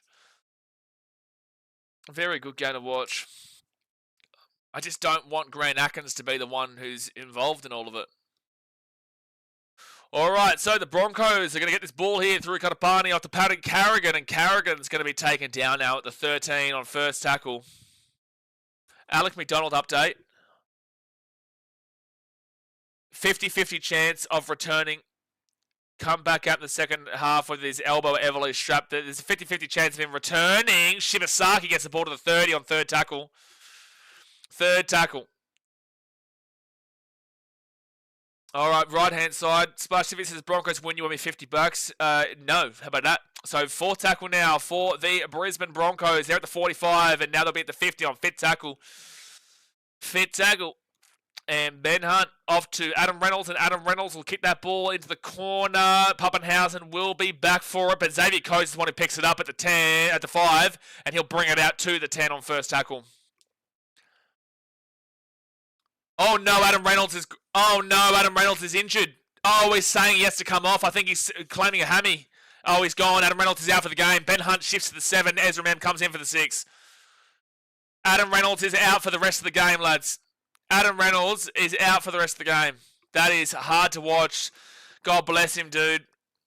You can clearly see he's done his hammy, and he's put his hand up there to come off after he made that kick into the corner. Trent Loiero brings his ball to the 42. Matt Billy says, ref, get off Reece Walsh. Yeah, it's very clear that Reece Walsh has been absolutely allowed to do whatever he wants in today's game. It's disappointing that they're allowing him to do whatever he wants. So the Broncos now are going to be 18 metres out. Adam Reynolds is on the ground at the moment. He cannot walk. God bless him, man. And now, Josiah Katapani, he'll be at the 24. Second tackle. Yeah, Ben Hunt, this is your redemption story right here, bro. This is your redemption arc right now, Ben Hunt. You want to be the guy, you're the 7. You want to make up for 2015? Well, here's your chance. Reece Walsh taken down to the 47 on fourth tackle. And they roll it back. Corey Pakes, he goes to the right-hand side. Short ball into the line for Hetherington. Nearly gets through, gets the ball offloaded. Ezra Mam taken down at the 28. He rolls it back to Corey Pakes. They go to the right-hand side. Okay, here we go. Into the air. Good kick there from Hunt. Oh, still fit tackle, they say. Oh, knock on Broncos. Oh, knock on Broncos. Storm will get the ball to 15. Oh, the Broncos are going to challenge this and say Storm knocked this on. Yeah, Adam Reynolds can't walk here. Jimmy Must, this is a sign that Reynolds is getting too old of age for footy. Oh! They're going to come back for a trip here. There's a penalty to the Brisbane Broncos for in back play for a trip. There is... How far do we have to come back? What? What? That's not a trip. Oh, I understand what they're getting at there. But, come on. At the end of the... Well, okay, look, I'm okay with it. I'm okay with it. Adam Reynolds can't even walk here, man. I don't really agree with that call, but sure. All right, 22-16. Broncos get the ball 30 metres out. Broncos are now 20 metres away from the line. First tackle, 30 minutes to go of the game here, guys. Hit that thumbs up button and subscribe. Andrew says he's in a tackling motion. I agree. Ben Hunt, Jordan Ricky, he's going to be 15 metres away. Second tackle. Yeah, Rugby League guys setting up Hunt's redemption story. Well, yeah, there's a lot of favourable calls going for the Broncos in this second half, dude. Third tackle now, 5 metres away. They go out to the left-hand side to Ben Hunt, short ball, Piakura, great defensive tackle there by Nick Meaney. Corey Pakes, they're right on the line here. They go Ben Hunt, they give it short ball now to Kobe Hetherington, fifth tackle here. 5 metres out, can the Broncos break through? They're down by 6. Corey Pakes, Ezra Mam, left-hand side, kicks it through, Storm get it, Ryan Puppenhausen, taking the in-goal, dropout coming up. Dropout coming up here. Wow, we've got a good game here. Ezra Mam, really nicely done there to be able to get that ball before knocking it on. Good tackle from Gehama Shibasaki, but Ezra Mam to not knock that ball on and then kick this ball through is really nice. All right, so the Storm. They will go for the shorty for Xavier Coates. And, it's gone backwards to the Broncos. And they'll get the ball to 20. They're very lucky. Very lucky. So Ben Hunt. He'll roll back, left-hand side. Now Jordan Ricky, he's going to be 15 metres out. Broncos, this is a perfect opportunity to tie this ball game up and to get the momentum in your favour. Real strong momentum in your favour. Reece Walsh, they give it to Xavier Willison. They've got field position right now. Not necessarily insane momentum, but they've got the field position for sure. Xavier Willison rolls it back here for Corey Pakes. Corey Pakes at the back into Reece Walsh. Reece Walsh steps again. They go to the right-hand side. He steps again. He gets away from another one. He's 10 metres out. He's still going. Ezra Mam, 6 again here for the Broncos. Ezra Mam taken down 5 metres out. This is a huge defensive set. The Storm can hold him out here. That's absolutely massive. They are right on the door. 5 metres out, Corey Pakes, Paddy Carrigan to Ben Hunt, Ricky! Oh my gosh, Munster has just saved a guaranteed try. Corey Pakes, Xavier Willison! Oh, he's going to be held up over the line. This is so tight, this game. Oh my gosh. Guys, I'm sorry, but these great games are manufactured for Grand Slam finishes. That was not a... That was not a trip by Grant. I agree. It's 6 again to create the miracle finish. It's manufactured. I agree. There's been a lot of calls here that I've been disagreeing with. Ezra Mam right inside. Staggs throws a ball back here for Ezra Mam. Ezra Mam short ball. Xavier Willison. Wow, this scramble defense is something. Broncos are now 3 metres away here from the line. Corey Pakes. He goes to Ben Hunt. Ben Hunt the back here to Paddy Carrigan. Paddy Carrigan to Reece Walsh. Reece Walsh here over the top. It's a try for the... Oh, it's a forward pass. Oh, it's a forward pass. Can someone time out Splash TV for the rest of the game? I can't be bothered with you. So that's going to be a penalty to the Storm too. A forward pass from the Broncos. I thought they'd scored. Reece Walsh, yeah, it is forward. It goes to the 10. It is forward. Hey, at least we've seen the referees make the correct call there. At least we've seen the referee make the correct call in that situation. It goes from the 13 to about the 9. It is the correct call. They are dangerous, the Broncos, but the Storm have had some really strong cover defense and scramble. Pass was still insane, to be honest. Well, it's forward. So Xavier Coates is going to be first tackle at the 13. Harry Grant, what an exhilarating game this is. Will Warbrick will get this ball to the 20. Wow, 4 pass gets called for once. Yeah, against the Broncos in a final against Reece Walsh of all people? No way, I can't believe it, Slapper. Oh my goodness me, what an offload. Ryan Puppenhausen now with the ball at the 30, the 35. And he'll be taken... Oh no, what's happening here? Who's that? Who is that down? Is that Xavier Willison? He'll be off for a HIA for sure. God bless him. I think he has an okay game. Disagree, ref, because I don't think any refs been Walsh. That doesn't mean he's had an okay game. Jerome Hughes out to Nick Meaney. Meaney here underneath the Warbrick. Warbrick gets away from Ezra Mam, but Ezra Mam knocks the ball out of him. Jeez, the Broncos get the ball at 50. That's awful, Andrew. You're saying that it's okay, regardless of what Grant Atkin's decision was, because most refs don't do it. It's still the wrong call, regardless of who the ref is. Broncos with the ball here at the first tackle at the 44. What? So that's an awful thought process. Payne Haas will beat the 33 second tackle. You have some awful takes, my bro. So they go to the right-hand side. Patrick Carrigan gets his ball to the 25 now, and it's going to be third. Oh, and he gets the offload away. Second tackle, Ben Hunt, Ezra Mam. Ezra Mam, short ball into the line, and they're going to be 20 metres out from the line. Piakura, third tackle, 18 metres away. They roll it back. Gehemar Shibasaki to Ben Hunt. Ben Hunt to Kobe Hetherington, and Hetherington is going to be 12 metres away here from the line. 12 metres away, Corey Pakes, fourth tackle. Out of the right, Ben Hunt, short ball in the line. Paddy Carrigan slapped down to the 5. Great, huge tackle there from Sean Bloor and Munster. Fifth tackle, right-hand side! That's a try time for the Broncos. That's a huge try. Who passed this ball? Dean Mariner with a great try on the right-hand side. That is a huge try. Who passes this ball? Who passes this ball? This is a great pass. This is a great pass. Yeah, Will Warbrick. That's a great tackle from Ezra Mam. He was too focused on what he was doing next and not on the fact that Ezra Mam came in with the huge hit. And then this should have been cleaned up easily. I'm sorry, but that's on the centre there of Tyron Wishart. He has come in there. That's on Tyron Wishart there. Xavier Coates is forced to come in for the centre. That is not a try if Wishart stays on his man, and Xavier Coates has to come in because of that. And Dean Mariner has got plenty of space, but here we go. Who's going to kick it? Adam Reynolds is off, so that means Reece Walsh has to kick. This is a big, important kick here. This is a big, important kick. What a game we've got here. Monkey Boy tries a lovely pass, Walsh. Mitchell says Walsh is in some fine form. Yes, he is. Yes, he is. Well, it's a 2-point game currently. This kick is very important. It's still out to the right-hand side. I'm assuming Reece Walsh has to kick it. Sean says grand final game. Good to hear. This is a great game. This is one of the all-timer grand finals right now. 24 minutes to go of the game.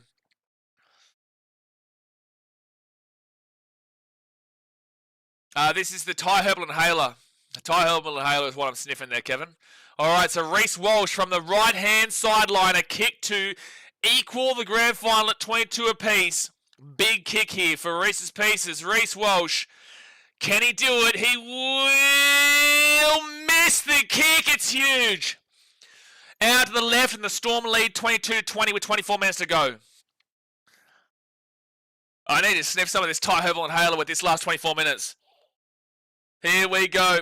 Well, guys, this is it. 24 minutes left. Missing Renault's goal kicking already. That's a bad miss there from Reece Walsh, but it was a tough kick regardless. Laurie says, final second half comeback Kings at work. Jimmy Masters, why would a winger ever be off his man like that? Well, because Tyron Wishart has come inside there because he's tried to prevent Reece Walsh, but I think Reece Walsh was covered regardless. He had to keep his centre. I also think Xavier Coates is probably definitely a part of the play, but Tyron Wishart's clearly coming off his man.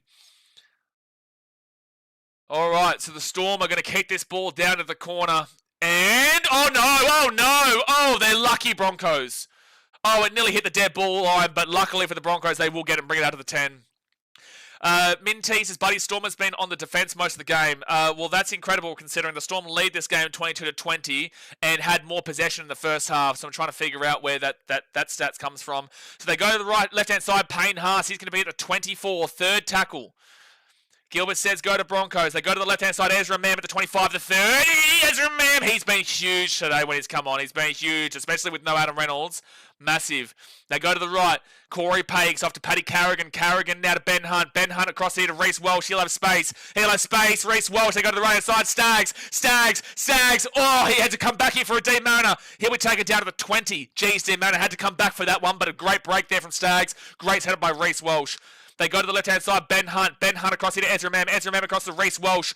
Reece Walsh. Oh, close to a full pass there. Shibasaki will score. I don't know. Is it a try? It is a try for the Broncos. Oh, that pass is just unbelievable from Reece Walsh. I would have loved to have seen that again, though, to see if that was forward, but they have scored here, the Broncos, and they have taken the lead here with 22.5 minutes to go. The momentum from this Broncos team right now is strong, and this is a pure second half Broncos performance. It's not the Storm falling away. They haven't fallen away recently. They haven't fallen away this season. The Broncos just have an exceptional second half team that just knows how to put them to the sword in the second half. The second half from the Broncos is clearly just proving so strong right now. Now, it's only going to be a 2-point game with a potential 4-point game, but Reece Walsh is having a miraculous game right now. Miraculous. Lawrence, it should have been Hunt to kick Reece's legs tired from running all the field all game. Dion says it was Miles forward. Oh, I'd like to see it again. I didn't get to see it brilliantly, but yeah, Shibasaki puts that ball down for a double. I can officially say the NRL is corrupt, John says. Hey, guys, there's a long way to go in this game. There is a long, long, long way to go in this game. There's 22 minutes left. Never say never, what a team. Jay says, John moved past it. Andrew says, major attitude on second halves. All right, so 21.5 minutes left. A big kick here from the left-hand sideline for Walsh now. Otherwise, a 2-point field goal still in play, a penalty still in play, and obviously a try takes the lead rather than needing the conversion. Steve says, this is screwed. Numbum says, what a game. Still anyone's game. Absolutely still anyone's game. There's still 21.5 minutes to go, and it's only going to be a one-score game. Walsh is having a game. Walsh is definitely having a game. Such a fitting way to end an unbelievable season. Absolutely, Mitchell. It's so up and down this game. Unbelievable finish here to the season coming up. Big kick here from the left-hand sideline. Reece Walsh, big kick from the left-hand sideline. And he will curl it in! Makes it a 4-point game, 26-22. And we go down to the final 21 minutes. Damn, Olivia Brisbane Bars going off now. Olivia's at the game. She's there. Mr. P. Corey says, my boy Reece, I've trusted you go, boy. Well, he got the kick. All right. So, oh, what's happened here?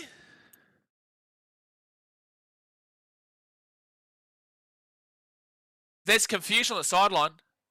Oh, the Broncos have lost an interchange. Willison is okay to be able to return, but they have lost an interchange. Okay, so the Storm will kick this ball off into the Broncos. That was really confusing just then.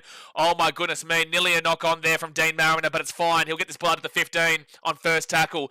20 minutes left of the season here, guys. Hit that thumbs up button, subscribe. The Broncos are at 26 points. The Storm are at 22. 20 minutes to go. Thumbs up and subscribe. The Broncos get it to Paddy Carrigan, and Carrigan is going to get this ball now to the 20 on third tackle. So let's go to Bronx. They go to the left-hand side. No, Howarth was out since when he went out, bro. We've already found out that Jack Howarth was gone. Ezra Mam, left-hand side. Oh, they're finding just that extra. They're just finding those holes, man. The Storm just aren't getting any ball at the moment. They just don't have the ability. They need like a penalty. And the Storm, look at how slow they are to get to the ball. Pappenhausen goes quickly to Xavier Coates. And now Xavier Coates is going to get this ball to the 13. Your Storm team, I don't know, man. Right now, they're not showing a great deal of signs. They need something to really go in their favour. They need a penalty to turn this game around. So second tackle now for the Storm. Ryan Pappenhausen goes to Will Warbrick, and Will Warbrick gets his ball to the 25. Third tackle. At the 30, Harry Grant goes to the right, and it's going to be Elias Katoa who'll bring this ball out here. Gets the offload away to Harry Grant. Off to Nick Meaney. Meaney brings the ball to the 48 on fourth tackle. Amir says up the Broncos. They go to the left-hand side. Jerome Hughes at the back here to Munster. Munster gives it up to Pappenhausen. Pappenhausen here. Knock on to Wishart. I'm sorry, but Wishart's been really poor today.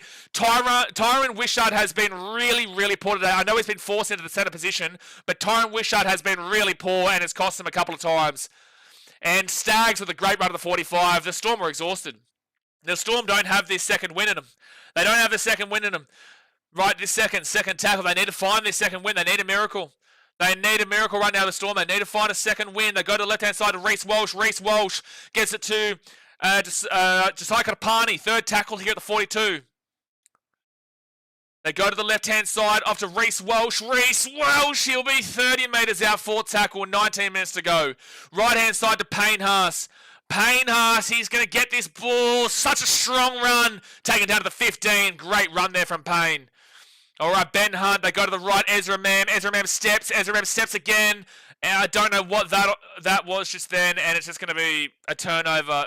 Storm get the ball to 3. Like, it's who are you going for? I'm just going for a good game, man. I respect the winner. At the end of the day, I've always said I respect the winner. Did I tip the Storm before the game in a 1-12? Yep. But at the end of the day, I just respect the winner. My team is shithouse, mate. So my team's not in the grand final. My team doesn't even make finals. And you just got to respect the fact that both these teams deserve to be here and may the best team win. All right, so second tackle now at the 20. Melbourne need a penalty to change this game around, dude. They are desperate right now. Right to the Munster. Munster now. He'll get this ball out the back into Jerome Hughes. Hughes to Pappenhausen. Pappenhausen across here to Elliott to Katoa. He'll push one, push a couple, and he'll be taken down. 4th tackle at the 40. 18 minutes to go here at the grand final. Jerome Hughes back on the inside to Nick Meaney. He'll get this ball to the 50 on 5th tackle. The Storm are going to start to chance their hand a little bit right now. They're down by 4. They go left-hand side. Munster, he's going to put this ball up into the air. The chase is not that strong. The Broncos will grab the ball to 3. And Storm, you've just got to really force them down here. You've got to keep them down in this area. Dean Mariner brings out the 15 on 1st tackle. Now, Bum says, who is your team? My team is the Titans. We are bad, but I will always still support my team. 2nd tackle for the Broncos. And Reece Walsh is trying to milk a penalty here. Just play the ball, Reece. You've been great. Play the ball, bro. Play the ball, Reece, for the love of God. And there isn't much in this at all. And so we're waiting here for it to just be play out here. So Reece Walsh has been told to play the ball. 2nd tackle. They roll it back at the 25. They go to the left-hand side, and Dean Mariner is going to bring this ball out here to the 35. Teacups as Titans, 13 are going to the Dogs. Well, you've heard wrong, mate. Anyway, so the right-hand side, and the Broncos. How do you put that salary cap together? Clearly, you don't understand salary cap. Left-hand side, they give it off to Piakura, and Piakura is going to be 45 metres out from the line. 5th tackle.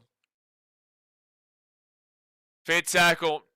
Now they put this ball down into the... oh, no. Good catch there from Will Warbrick. And he's going to run this ball out. Ezra Mam, great tackle. Ezra Mam's had Warbrick's number so far. So they roll it back. 1st tackle. They go to the left-hand side of Pappenhausen. No, Nick Meaney goes in himself. He'll bring this ball to the 15. They roll it back into Harry Grant. Off to Pappenhausen. The Storm need like a penalty or a 6 again or just something to get them into attacking range because they're just not making the meters overall. There's just not enough space for them at the moment. Xavier Coates pushes away from 1. He gets away from another. He keeps going here. He'll be taken down to the 38 on 4th tackle. They go to the left. Harry Grant. Then off to Trent Loiero at the 50. 5th tackle. 16 minutes to go here of the game. They give it to Jerome Hughes. And Jerome Hughes is going to put that ball up in the air. The Storm chasing it through. But it's going to be an easy catch here for Josiah Kapani, who grabs it. He might be able to get away here. Oh, taken down to the 33. They've just got the stamina, this Brisbane team. Madge has coached them so well where he's just been able to get them into the ability to... oh my gosh, that's a risky play, but Staggs is going to be able to break away. Wishart, run at the player. Wishart centre, he's not a centre, bro. Wishart is definitely not a centre. They've missed out a lot with Jack Howarth being out today, you can tell. 3rd tackle. 3rd tackle. They go to the left, Ben Hunt. Off to Reece Walsh. Reece Walsh here to Corey Jensen, and Jensen's going to be 38 metres out of the line. 38 metres away. Corey Pakes gives it off here to Paddy Carrigan. Carrigan, Ezra Mam. Ezra Mam! Taken down to the 30. 5th tackle. 15 minutes and 10 seconds to go. Reece Walsh. 25 metres out. Kicks the ball over the top. Good take by Pappenhausen. Pappenhausen's going to run this ball straight into the line. Nearly gets through. 20 metres out. 1st tackle. Broncos fans are booing. There was nothing wrong with the Reece Walsh hit. And now Tyron Wishart, you need to make up for it with a try or something because you've had a poor game. Oh, yeah, no, that's Reece Walsh just running into the back of Jerome Hughes. There's nothing in that. Will Warbrick now, he'll bring this ball out to about the 40 on 3rd tackle. They go to the left to Munster. Munster gives it out to Atifati Lissati. And Lissati will be at the 50 on 4th tackle. Don't give away 6 again here, Broncos. Don't give away 6 again. That's all you definitely cannot do. Right inside Jerome Hughes. Jerome Hughes. Here's Elliott Katoa, Nick Meaney. Right inside to Will Warbrick, and it's going to go Oh, he's gone over the sideline. That's lazy from Will Warbrick there. He had the ability to grab that ball and throw the ball back on the inside or something, but instead he goes over the sideline. Good pressure here from Ezra Mam. Good pressure from Ezra Mam. They actually had some great space here at the Storm, but Meaney, realistically, the pass wasn't good enough, and Warbrick, it goes through, and then he just wasn't quick enough to react. And then instead of throwing the ball back onto the inside, the urgency from Ezra Mam is great, but he should have tried to throw that ball back onto the inside. What is Warbrick doing? Yeah, it's a bit lazy there from Will. So 14 minutes to go here of the game. It's 26-22 to the Broncos. You can feel the tension right now. Razor says, Wishart isn't NRL standard. 80,000 people, 80,223 attendance at this game. Wishart is good when he's playing his position. Centre is clearly not his position, Razor. Josiah Katapani has to come off for a HIA for the rest of the game. For the last 14 minutes here, he's going to have to come off. He's going to have to come off for a HIA, Katapani. He doesn't even know they're talking about him right now. V says, Storm don't feel I've scored. I'm confident we'll win this game. I don't even know what that means. Are you saying the Storm will score, or are you saying the Storm won't score? I don't know. Oh, yeah, the head directly into the knee. Wishart is good just having a bad game. Wishart is good when he's playing in his position of halfback or something like that, not a centre. He's clearly not a centre. He's shown that today. Second tackle here for the Broncos. This would be excruciating fashion. Oh, jeez. There's a knock on Broncos. Oh, my God. Oh, my God, Broncos. Oh, my gosh. You can't do that. At the 45 on their own side of the field, the Broncos are going to give away a knock on Payne Haas with a mistake. That is bad. That is bad there for the Broncos. The Storm are now going to be in range to score. Broncos, they threw away a game in 2015 late. They threw away a game in 2023 late. And this, you can't throw this game away late here. You've worked your way well back into this game. You can't throw this game away here late. So Jerome Hughes, 13 minutes to go at the 50. Pappenhausen, he goes to the right. He's got space. Pappenhausen's away. Pappenhausen flicks it. Oh my gosh. I can't believe Pappenhausen's done that. I cannot believe Pappenhausen's done that.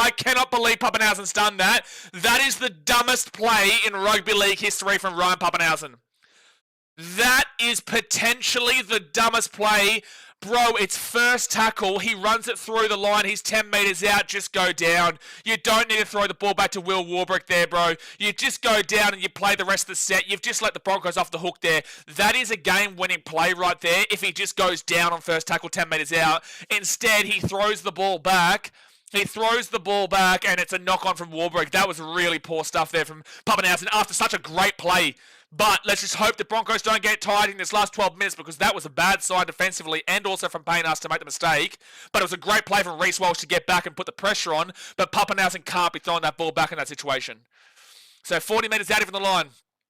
Corey Pakes goes to left-hand side. Ben Hunt, and he's going to put that ball, pretty basic one, up into the air. Warbrick, he's been a bit worrying today, but Warbrick does catch that. And he's going to bring this ball back into the 20. Oh, he's claiming a high tackle, but I think they're going to call it fine.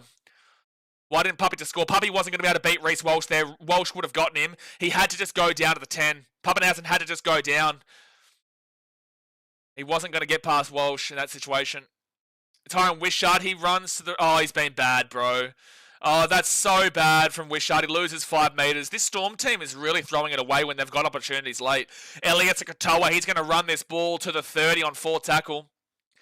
If the pass comes off, it would be amazing, but it didn't come off, Gary. It didn't come off. So we've got to judge based off what we've seen, and what we saw was that it didn't come off, and it was on 0 tackle. First tackle, left-hand side of Wishart. You know, it's all well and good to say if it came off, but guess what? It didn't come off, and now the Storm, the Broncos get the ball back when it was first tackle. It was first tackle. Jerome Hughes, that's a 40-20 attempt, but Walsh will allow the ball to bounce, and he'll grab this ball to 15. 10 minutes to go at the grand final here, guys. Hit that thumbs up button and subscribe. 10 minutes to go. First tackle for the Brisbane Broncos, 20 metres out. Ezra Mam. Gehama Shibasaki. Shibasaki taking out the 25. So category 2 for Katapani. 10 minutes to go on the clock. I don't think he'll be able to play today unless we got extra time. Xavier Willison, he's going to get this ball to the 38. Lock-in says, get 300 likes. Yeah, get 300 likes, guys. Hit that thumbs up button, subscribe. Ezra Mam taken down. He gets the offload away to Xavier Willison. And Xavier Willison, 4 tackle. 4 tackle at the 45. They roll it back into Corey Pakes. Payne Haas with a big run straight for centre. Huge run to the 33. All right, Corey Pakes to Ben Hunt. Ben Hunt, straight kick. Good kicking area too. Pappenhausen gets away from one and then gets tripped up by another. Ooh, high tackle. Oh, no, he's not going to call that as a high tackle. That's a penalty. Paddy Carrigan, you got to get out of the way, bro. Paddy Carrigan, you got to get out of the way. That's a ridiculous penalty to give away, Carrigan. 9.5 minutes to go. Carrigan, you've got every opportunity in the world to get away from that. That's a ridiculous one to give a penalty, to give away the penalty. It's the correct call from Grant Atkins, but he shouldn't be in that situation. This will go down as one of the better grand finals of all time, no matter who wins this. The Storm have had no ball in the second half. And now they're going to get this ball to the 30. I think that's a harsh line. It looked like a 35, but all right, here we go. 9 minutes to go here. Elias and Katoa, can the Storm find a way to break the heart of the Broncos for the third time in 10 years? Or can the Broncos find a way for their redemption arc and to get their premiership? Josh King to the 45 on second tackle. Don't give away 6 again here, Broncos. That's all you can't do. And now the Storm are going to be 45 metres away from the line, third tackle. Third tackle. Wishart goes to the left-hand side to Jerome Hughes. Hughes at the back here to Munster. Munster short ball Lasati, and Lasati's 34 metres away here on fourth tackle. Oh no, Ben Hunt's injured. Down and back play. Left-hand side. And they go short ball. They're 18 metres out. Ben Hunt can't even move right now. Oh, God bless him, dude. Oh no, he's all over the place. God bless him. Oh, dude, Reece Walsh has held him up here. 8.5 minutes to go here. Reynolds gone. Ben Hunt's about to join him. Well, you don't want to have to go to field goals here. But Ben Hunt, he's not coming back today. They'll be him done for today. Oh boy, this is an interesting last 8.5 minutes. It'll be Storm fit tackle. Ben Hunt's coming off the field. He can barely walk. Trainer, put your arm around him and help him off, for God's sake. Trainer, put your arm around him and help him off the field. He can't even walk right now. Jay says hit the like button, sub up and jump in the chat. Absolutely. We're trying to get to 40,000 subscribers by the end of the year, guys. So let's see if we can get there. 8.5 minutes to go here of the second half. You hate to see this, Nikhil, but if the Broncos can hold out, he's done his job here today, Ben. What the hell's the trainer doing? Yeah, really weird stuff from the trainer, not holding him and taking him off. 8.5 minutes to go of the game. The Storm will get this fit tackle kick. So Tyson Smoothie will be the man to go on to replace him.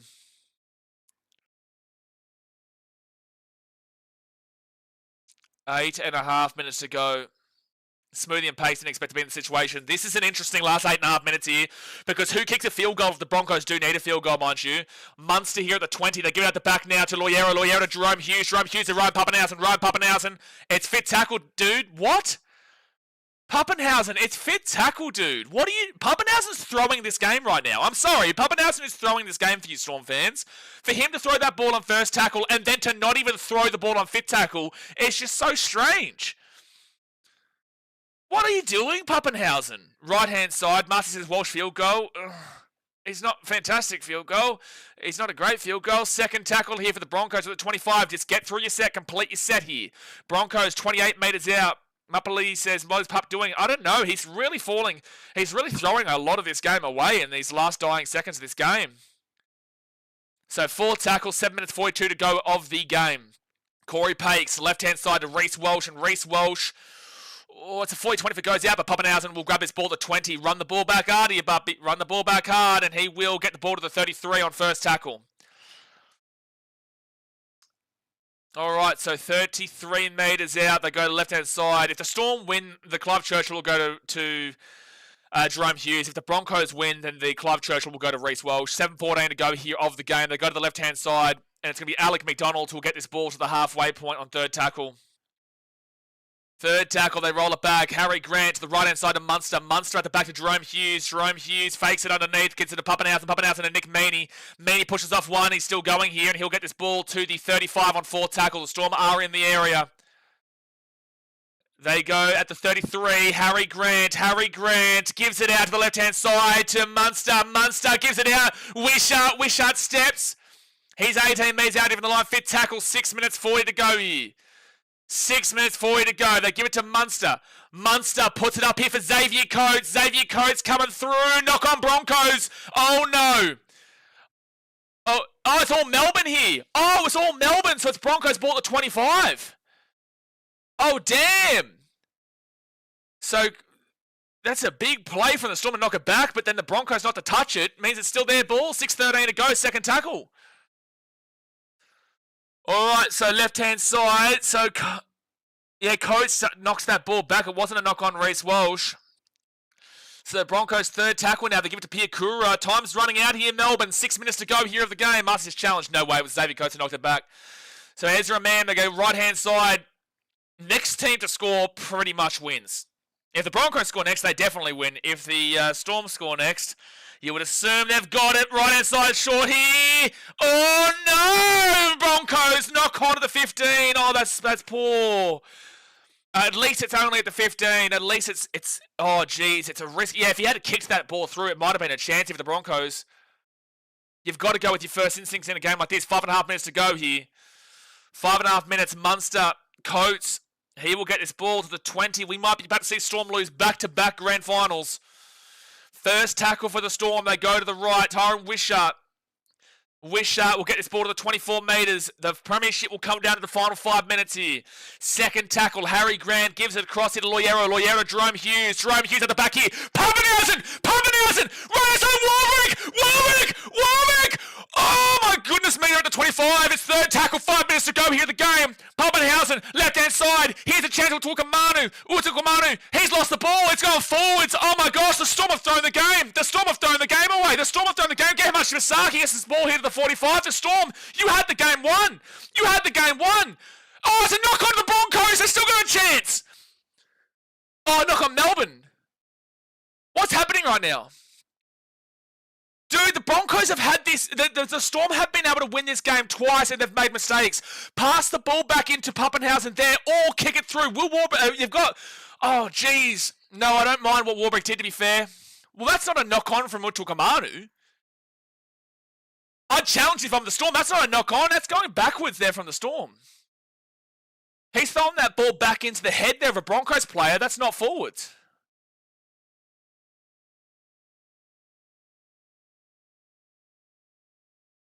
So Utukamanu is throwing the ball back here. That's off of Reece Walsh's head. Oh, high contact, Ezra Mann. It's a penalty, Storm. Oh my gosh, Broncos. Oh my gosh. The Storm are going to get an attacking set inside the 20, inside the 10.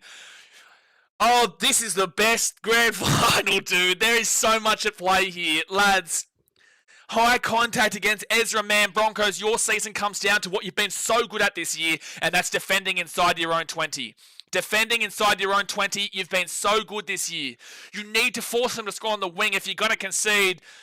Oh, here we go, lads. We could be going to extra time. Guys, comment in the chat right now who you think wins this. It's 26-22 Broncos. It's so tense. 4 minutes 18 to go here. Thumbs up, subscribe.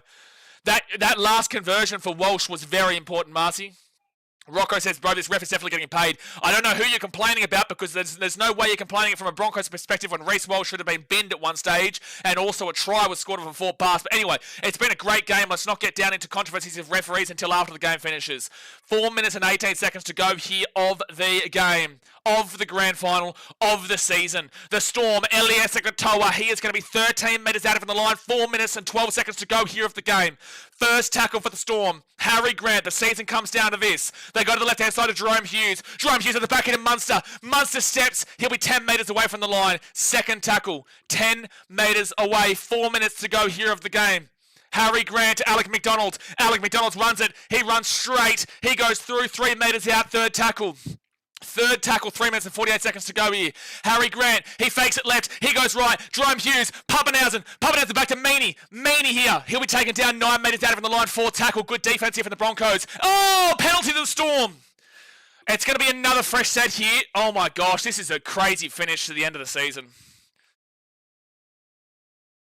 Yeah, Pappenhausen gets hit way late there by Piakura. It's a correct penalty here, and the Storm will get a fresh set 10 metres out. Just remember, if the Storm score on the sideline, It's a kick to win it, but it's not. Hold on. Okay, Storm now 10 metres out. A converted try wins the grand final. A non-converted try sends us to extra time. No try will be a Broncos win. Harry Grant goes left-hand side. Munster, he steps. He goes himself. He'll be 5 metres out. He's looking for the offload. He gets the offload to Harry Grant. Harry Grant goes himself here. Harry Grant, he rolls. He's going to be 3 metres out of the line. Second tackle, 2 minutes and 52 seconds to go here. Second tackle, Munster, he goes left, Jerome Hughes at the 10, Pappenhausen, left-hand side, Wishart, Xavier Coates over the sideline, and that is unbelievable defence from the Broncos. The Storm are throwing this game, bro. Broncos so good defensively in their own 20, but I'm sorry, Storm, you just don't know how to win this game. You have had so many opportunities to win this game. Why are you going down there on third tackle on the sideline there when Dean Meredith, they've clearly got the defence there. You should be able to acknowledge that as the attacking line. Your halves, your spine should be able to acknowledge that they are all covered over there. So why are you forcing the ball to Xavier Coates in that situation? Why are you pushing it out there when you've clearly seen Dean Mariner clearly in his position? All right, Broncos, they get taken down here at the 10. They're going to call a high tackle here. Biffo. There is a Biffo with 2 minutes and 6 seconds to go here. Here we go. 2 minutes and 6 seconds to go. The Broncos will have the penalty. The Storm might be about to lose 2 grand finals in a row. The Broncos might get their redemption. Broncos got to be careful that they don't get a penalty here because of running in, which we saw happen with the Hudson Young one. They've got to be very careful. Well, that is a shoulder, but at the end of the day, you can't bin Loiero here because you didn't bin Reece Walsh earlier. You can't bin him here because you didn't bin Reece Walsh earlier. If we're going to be honest, he can't go. This should be a bin, and the Reece Walsh should be in a bin, but because that wasn't a bin, this can't be a bin here. It's a penalty. It's a penalty. They're going to bin this one. So they don't bin Reece Walsh, but they are going to bin Loiero. They don't bin Reece Walsh, but they are going to bin Loiero. At the end of the day, consistency would have been a penalty. Consistency would have been a penalty. That is correct. That is correct. It's a bin. That is correct. It's a bin, but they didn't bin Reece Walsh. Well, here we go. The Broncos, they're about to win the premiership. The Storm are going to lose 2 grand finals in a row. I'm just sorry. The inconsistency with the refereeing just then is incorrect. And the inconsistency, it's like, that is a sin bin, but if you sin bin that, you have to sin bin the Reece Walsh one. But he doesn't sin bin Reece Walsh, he does sin bin Trent Loiero. Lucas says, pissed off, I want to see Annesley explain this. He won't be able to. But anyway, there's 2 minutes and 6 seconds to go here. The Storm will still get an opportunity, but the Broncos will have time to run at least about a minute or so. They should get this ball down to about the minute to go mark. Lock-in says, okay, I feel bad for Storm supporters. Well, they've had plenty of poor calls go there. Oh, that might be a one-on-one strip here. No, it's still Shibasaki with the ball at the 38. First tackle for the Brisbane Broncos, and now they're going to get this ball into the 45. Just don't make the mistake. Storm, you've had plenty of opportunities to win this game, but you just haven't been able to get over the line. Left-hand side, Reece Walsh, and Reece Walsh will be taken down at the 40 on third tackle. Minute 30 to go here. And the referee was about to call 6 again, but then didn't call it. Grant Atkins, I'm sorry, he's been all over the shop here today. Broncos have got so many calls this series, not taken away from the way they've played. Payne Haas, great run here to the 15, fifth tackle, minute 13 to go here at the grand final. They go to the left-hand side, Corey Pace, Reece Walsh, left-hand side, Shibasaki's lost the ball. And it's going to be a handover. 1 minute and 5 to go here of the game. The Storm need to run 95 metres here, 1 minute to go. They go to the left-hand side. They've got to go the distance. Will Warbrick is going to bring this ball here to the 10. 55 seconds to go here of the grand final. They roll it back to Harry Grant. Harry Grant goes to the left-hand side to Munster. Munster, he's got the left-hand side open. If he was, he's got the left-hand side open. Munster's away here. He's to the 30. Oh, my gosh. Second tackle, 42 seconds to go here of the grand final. Second tackle now. They go to the right-hand side. They give it to Wishart. Wishart, he's going to find something. They give it to Jerome Hughes. Jerome Hughes across to Pappenhausen. Pappenhausen, he goes to the right-hand side to Eliezer Katoa. Eliezer Katoa's away! Pappenhausen taking down the 33. It's third tackle. 33 minutes out. 22 seconds to go here. Meaney, he cuts back in. Jerome Hughes. 15 seconds left. That was an amazing tackle from Reece Walsh. What's happened here? What's happened here? Fourth tackle here. Jerome Hughes. He can't get up here. He's hurt his leg. He can't get up here. He's hurt his leg. 9 seconds to go. Okay, here we go. 9 seconds left. Fourth tackle. They go to the left-hand side. Munster. Munster here to Alec McDonald, to Harry Grant. This is the last play of the season. Nick Maney, Eliesa Katoa. And it's going to be intercept by John Ricky, and the Broncos are going to win the grand final. An 18-year drought. The Brisbane Broncos will win the grand final, and Reece Walsh, take a bow. Reece Walsh, take a bow. You have saved that game on multiple occasions. Reece Walsh has just won the grand final for the Brisbane Broncos. That strengthy, strong try in the first half. That ability to get back and stop Ryan Pappenhausen from scoring, which forced him into making a stupid play, which ultimately cost the Storm in a lot of ways. Then to make that big hit on Pappenhausen just then. Reece Walsh has won the grand final for the Brisbane Broncos here for sure. Reece Walsh has been absolute Clive Churchill. He has been incredible here today, and the Brisbane Broncos deserve to win the grand final in 2025. And we see a brand new winner. Congratulations, Broncos. Congratulations. Monkey Muay Thai, so let's go up the Broncos. Lock in so they didn't die of a heart attack. Well, wowee, the Storm came punching, the Storm came running, but gee whiz, what an electric grand final. What an unbelievable grand final that was.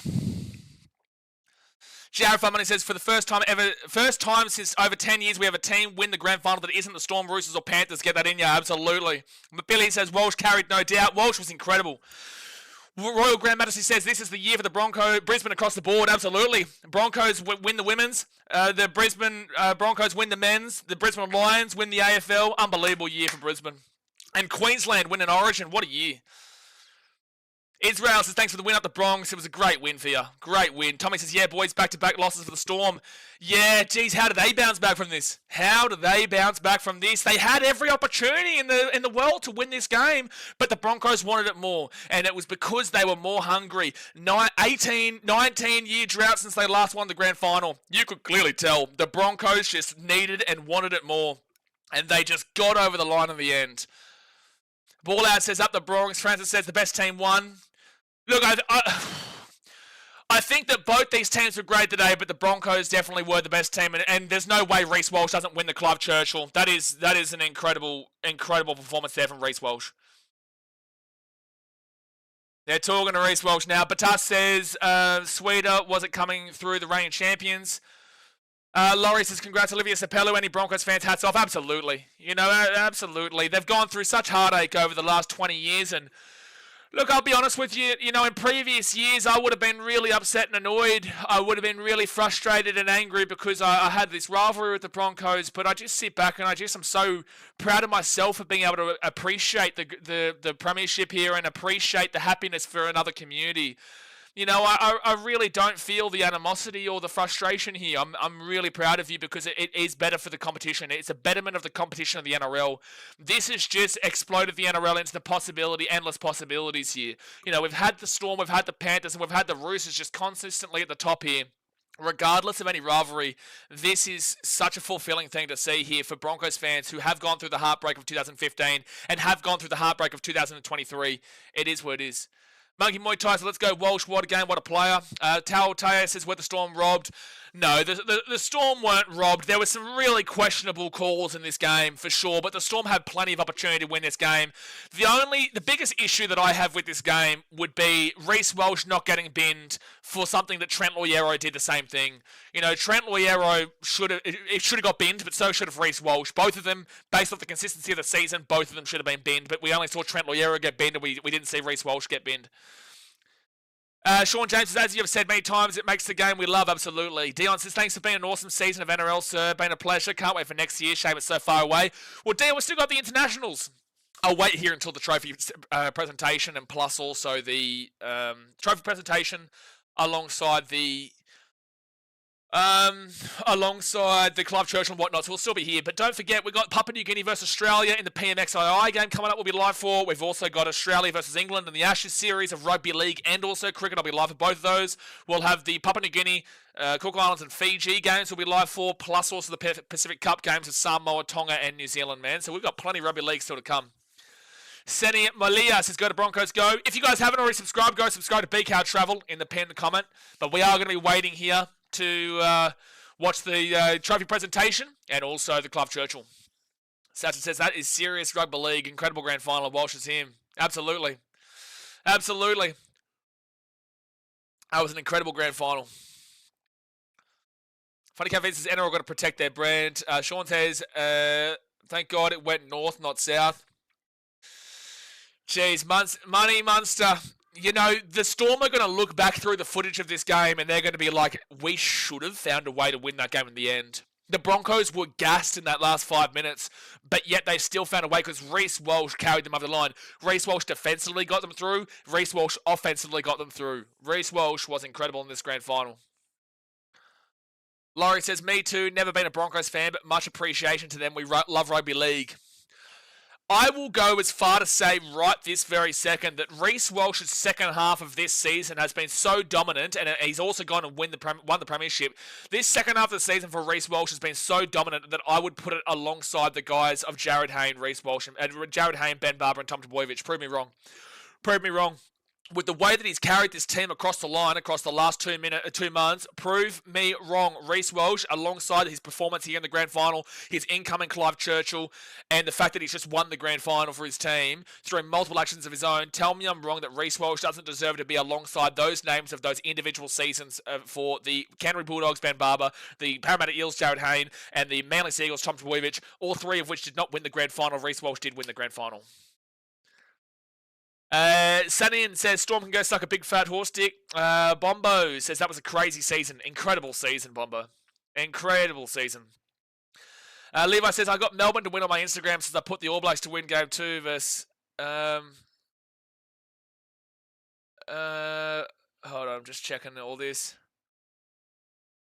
There we go. Mr. Pierre Corey says, go, go, go, Broncos, Broncos, Broncos. Monkey Muay Thai says, a Warriors fan. Can't believe we let Walsh go. Such a talent, best player alive, current form. He wanted to go. He needed to go. I don't think he would have been like this at the New Zealand Warriors, to be honest with you, man. But, you know, not too sure. Slapper says, Walsh can't not be Australia fullback. Slapper, you have to have Reece Walsh as the fullback for Australia. It has to be the case. It has to be the case. Ryan Pappenhausen just got outplayed by Reece Walsh individually. Individually speaking, Reece Walsh owned Ryan Pappenhausen tonight. Ryan Pappenhausen found space, but Reece Walsh owned him defensively. And Reece Walsh was able to get past Pappenhausen for that try when he scored underneath the post. Slapper says, Walsh, that's right. Laurie, thanks for the season, Blaze. Get around ya. Levi says, South Africa. Matt says, very enjoyable stream. Love the enthusiasm. Thanks, fella. Best wishes from Yorkshire and UK. Appreciate you, Matt. Hopefully we see you for the Ashes streams. Funny Cat Vid says, cheers for the callback arm for a great season. To be fair, balanced commentary up the Titans. Do what I can, man. You know, there'll be a lot of people who think I'm the same person as I was before. A lot of people will think that I still have this real serious animosity and hatred for the Broncos, but I just sit back and I respect greatness at this point, man. You know, ultimately, when you stream every game and you cover content, cover every single team on the streams, when I'm going only to Titans games, like when I'm only going to Titans games and just going home and away, it's so impactful in regards to the Titans. But when I've been able to take a step back and just travel the world and appreciate this perspective and watch the games from all different perspectives, I have lost that hatred for the Broncos in a lot of ways. I really have. And it's pretty good because I would have been in a real bad mood in previous years. But now I respect you and I say congratulations for your grand final win. Hopefully it's my team one day, but at the end of the day, it's not looking like it anytime soon. Mapilli says, Pap sold the game in the most important moments. Agree. Absolutely agree. Sainin says, farewell to the 2025 NRL season. What a year. What a year. Put an eliminated on the Storm. All right, Passion, I will do that. We will be doing that. We will be putting an eliminated on the Storm, and that will confirm the grand final winners of the Brisbane Broncos for 2025. Let's move that bad boy there. And there we go. There we go. It's very nice to see a brand new community get their moment to shine. A brand new community that has taken a long time to get to this stage.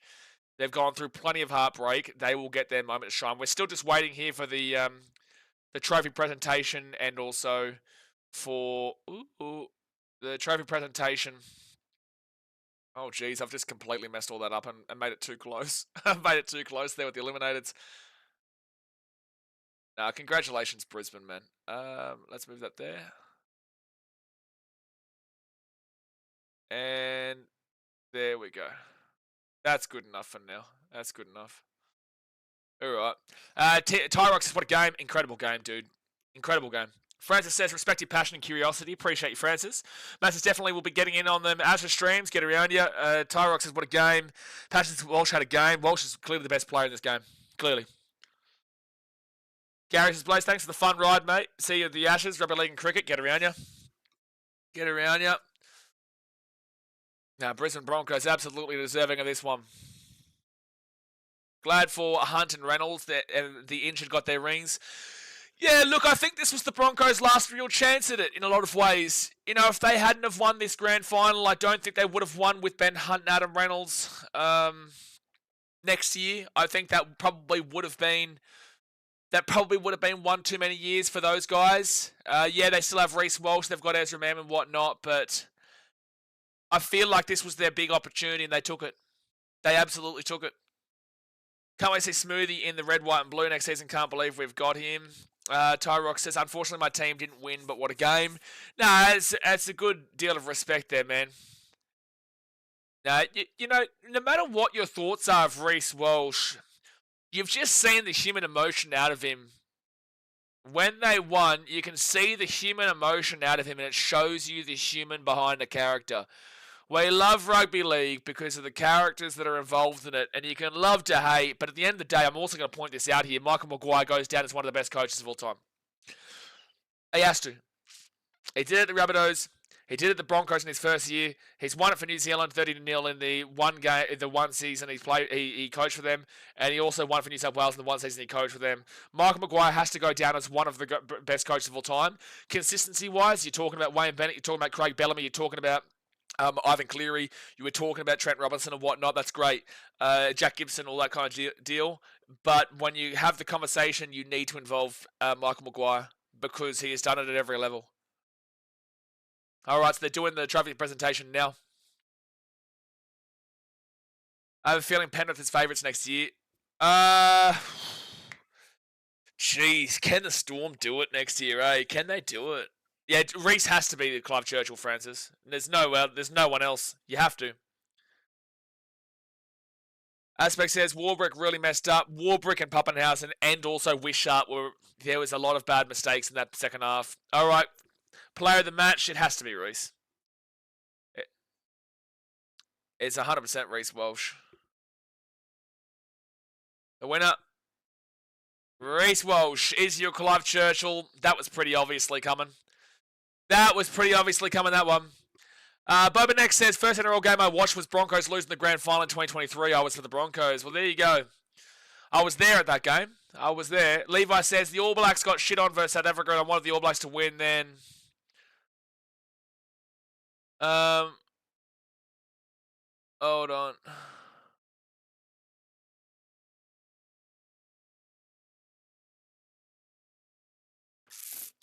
Levi said, oh, that's right. Jay says, why do you call him that? Oh, Colin says that now we have to listen to NRL talk about Walsh. He deserves it after today, mate. He deserves it after his second half of the season. Man says, generally not a Broncos fan, but I'm a big fan of talent and Reece has been undeniable this final. Absolutely. 100%. Jeff Money says, that was quite the finals run. Beat minor premiers in the Canberra, beat four-time premiers in prelim, and beat the premiership favourites in Storm. Well done, Bronx. You can't hate on it. Yeah, definitely cannot hate on it. Yeah, all those defensive sets on our line, we wouldn't be here. Basically, he's talking about all the training. A bit of toilet celebration. No, it says Bronx Nation, baby.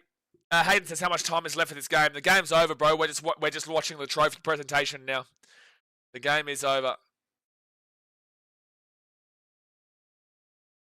I don't know if you'd be thanking Grant Atkins too heavily.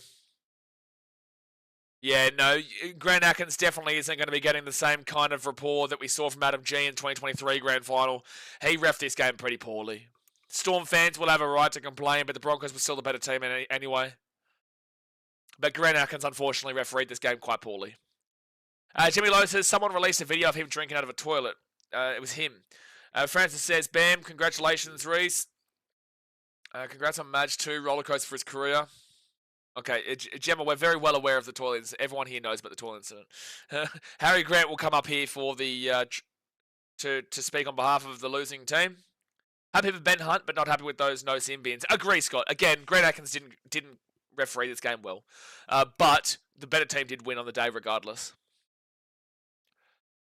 First, I'd just like to say thanks to everyone at the NRL for the season that we've had. This is Harry Grant speaking. Passions, it definitely was a sin bin for Walsh. It absolutely was. Again, I'd said again over and over that Grant Atkins wasn't a good referee, but the better team won regardless.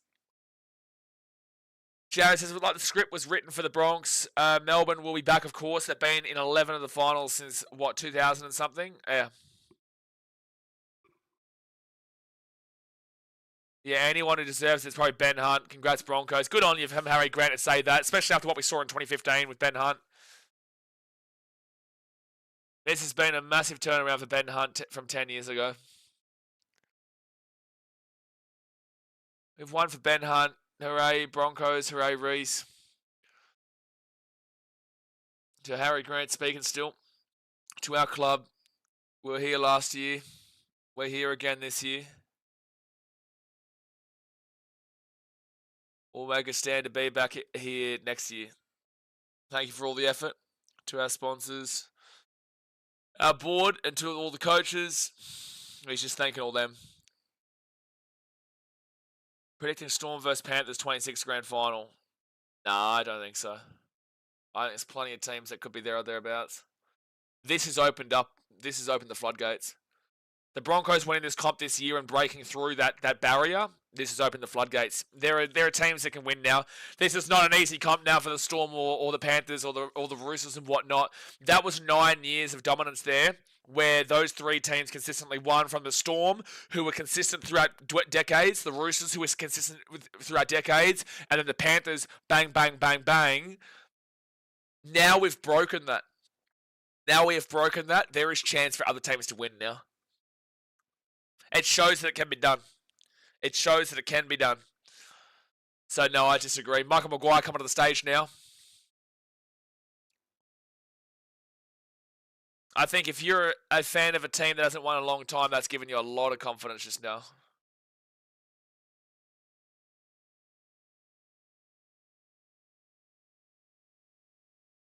All right, so Reece Walsh will come back onto the stage.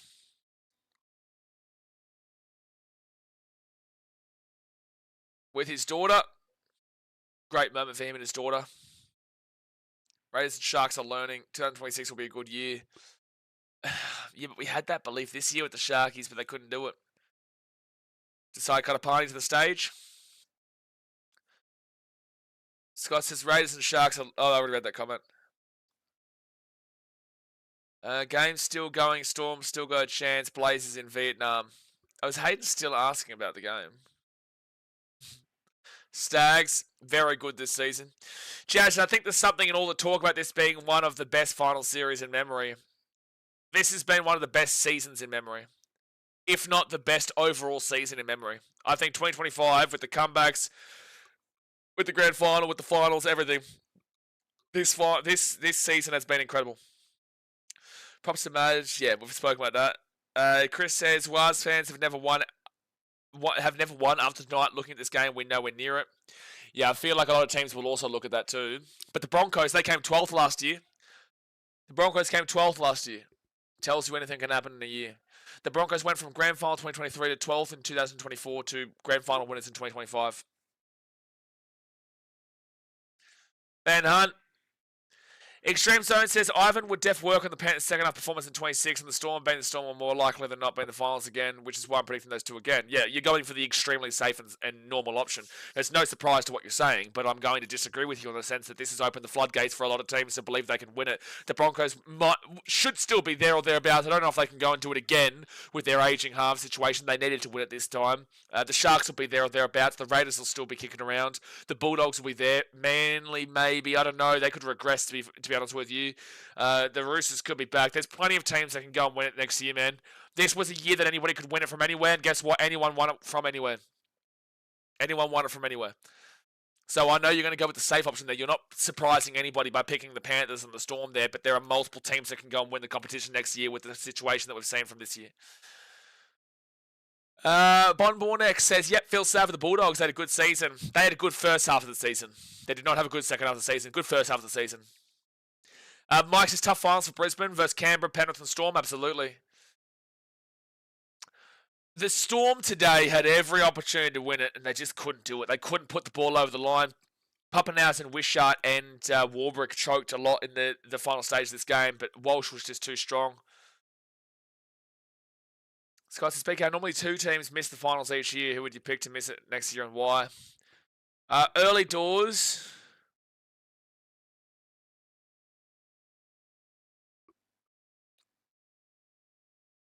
Early doors, I'd probably say that the Wars are a good chance. And then I don't know how much the Roosters improve, especially with Nwanga to Wase gone, so maybe the Wars and Roosters. But this is so early. This is just off the top of my head in the middle after the grand finals finish, man. We'll do plenty of previews going into next year earlier next year. 2026 has a lot to live up to, but I agree with you. The floodgates have opened, so I'm really looking forward to seeing who rises to the occasion. Absolutely. Absolutely. Who rises to the occasion after this, because this has set us up for a great future in the NRL. We're in the golden age of NRL right now. We are in the golden age of NRL.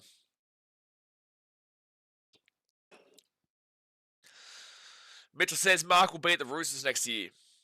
Oh, is he still at the Roosters next year? He's going the year after, is he? Is it the year after?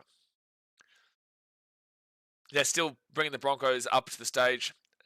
Gums did Storm lose, bro? You can clearly see on the screen right now. Yes, yes they did. Yes they did. Broncos won the grand finale. By the way, numbers for this grand final will go through the roof on NRL. This will break records for sure. It'll break records for sure. Like, I know myself, I'm already up around the 60, 70 mark. So if I've got that, the NRL will be well up there. Axel says, back here from the round 23 live stream and thought we would not even make the top 8. But here we are. Well, there you go. Jared Fubman says, yeah, he's staying it for 2026 and we'll go back to Union 27. There you go. There you go.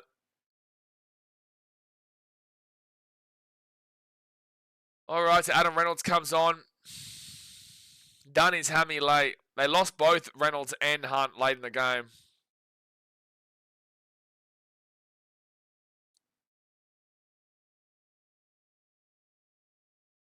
All right, so we're going to see Reynolds talk about it on the mic, and then they'll raise the trophy, and then we'll jump off.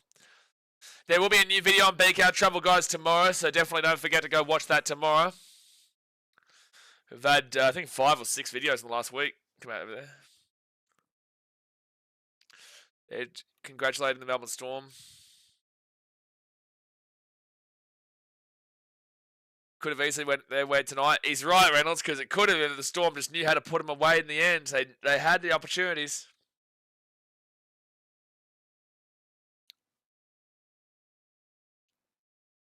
Are you putting on a magnificent season?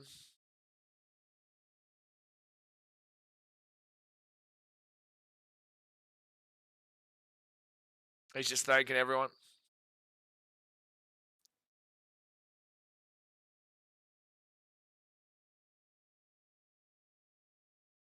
I wonder how Rabbitohs fans feel right now. How do Rabbitohs fans feel seeing Reno up here? That's a big reason as to why they went on to win the grand final without him. You know, they offered him, 2 years, and he wanted 3, and they said no, so we went to the Broncos. I wonder how Rabbitohs fans are feeling right now. Safest bet would be Panthers versus Storm grand final next year, but then again, anything can happen. Yep.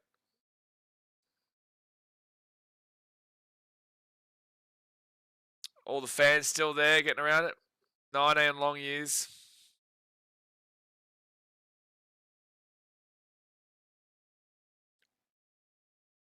Two grand finals since he left. Correct. Correct, Scott. And the username says, what about the doggies? What do you mean, what about the doggies? They were shit-ass in the second half of the season. So Reno is still just congratulating everyone. And they will I always make sure, regardless of who it is, I always make sure to watch the trophy celebration.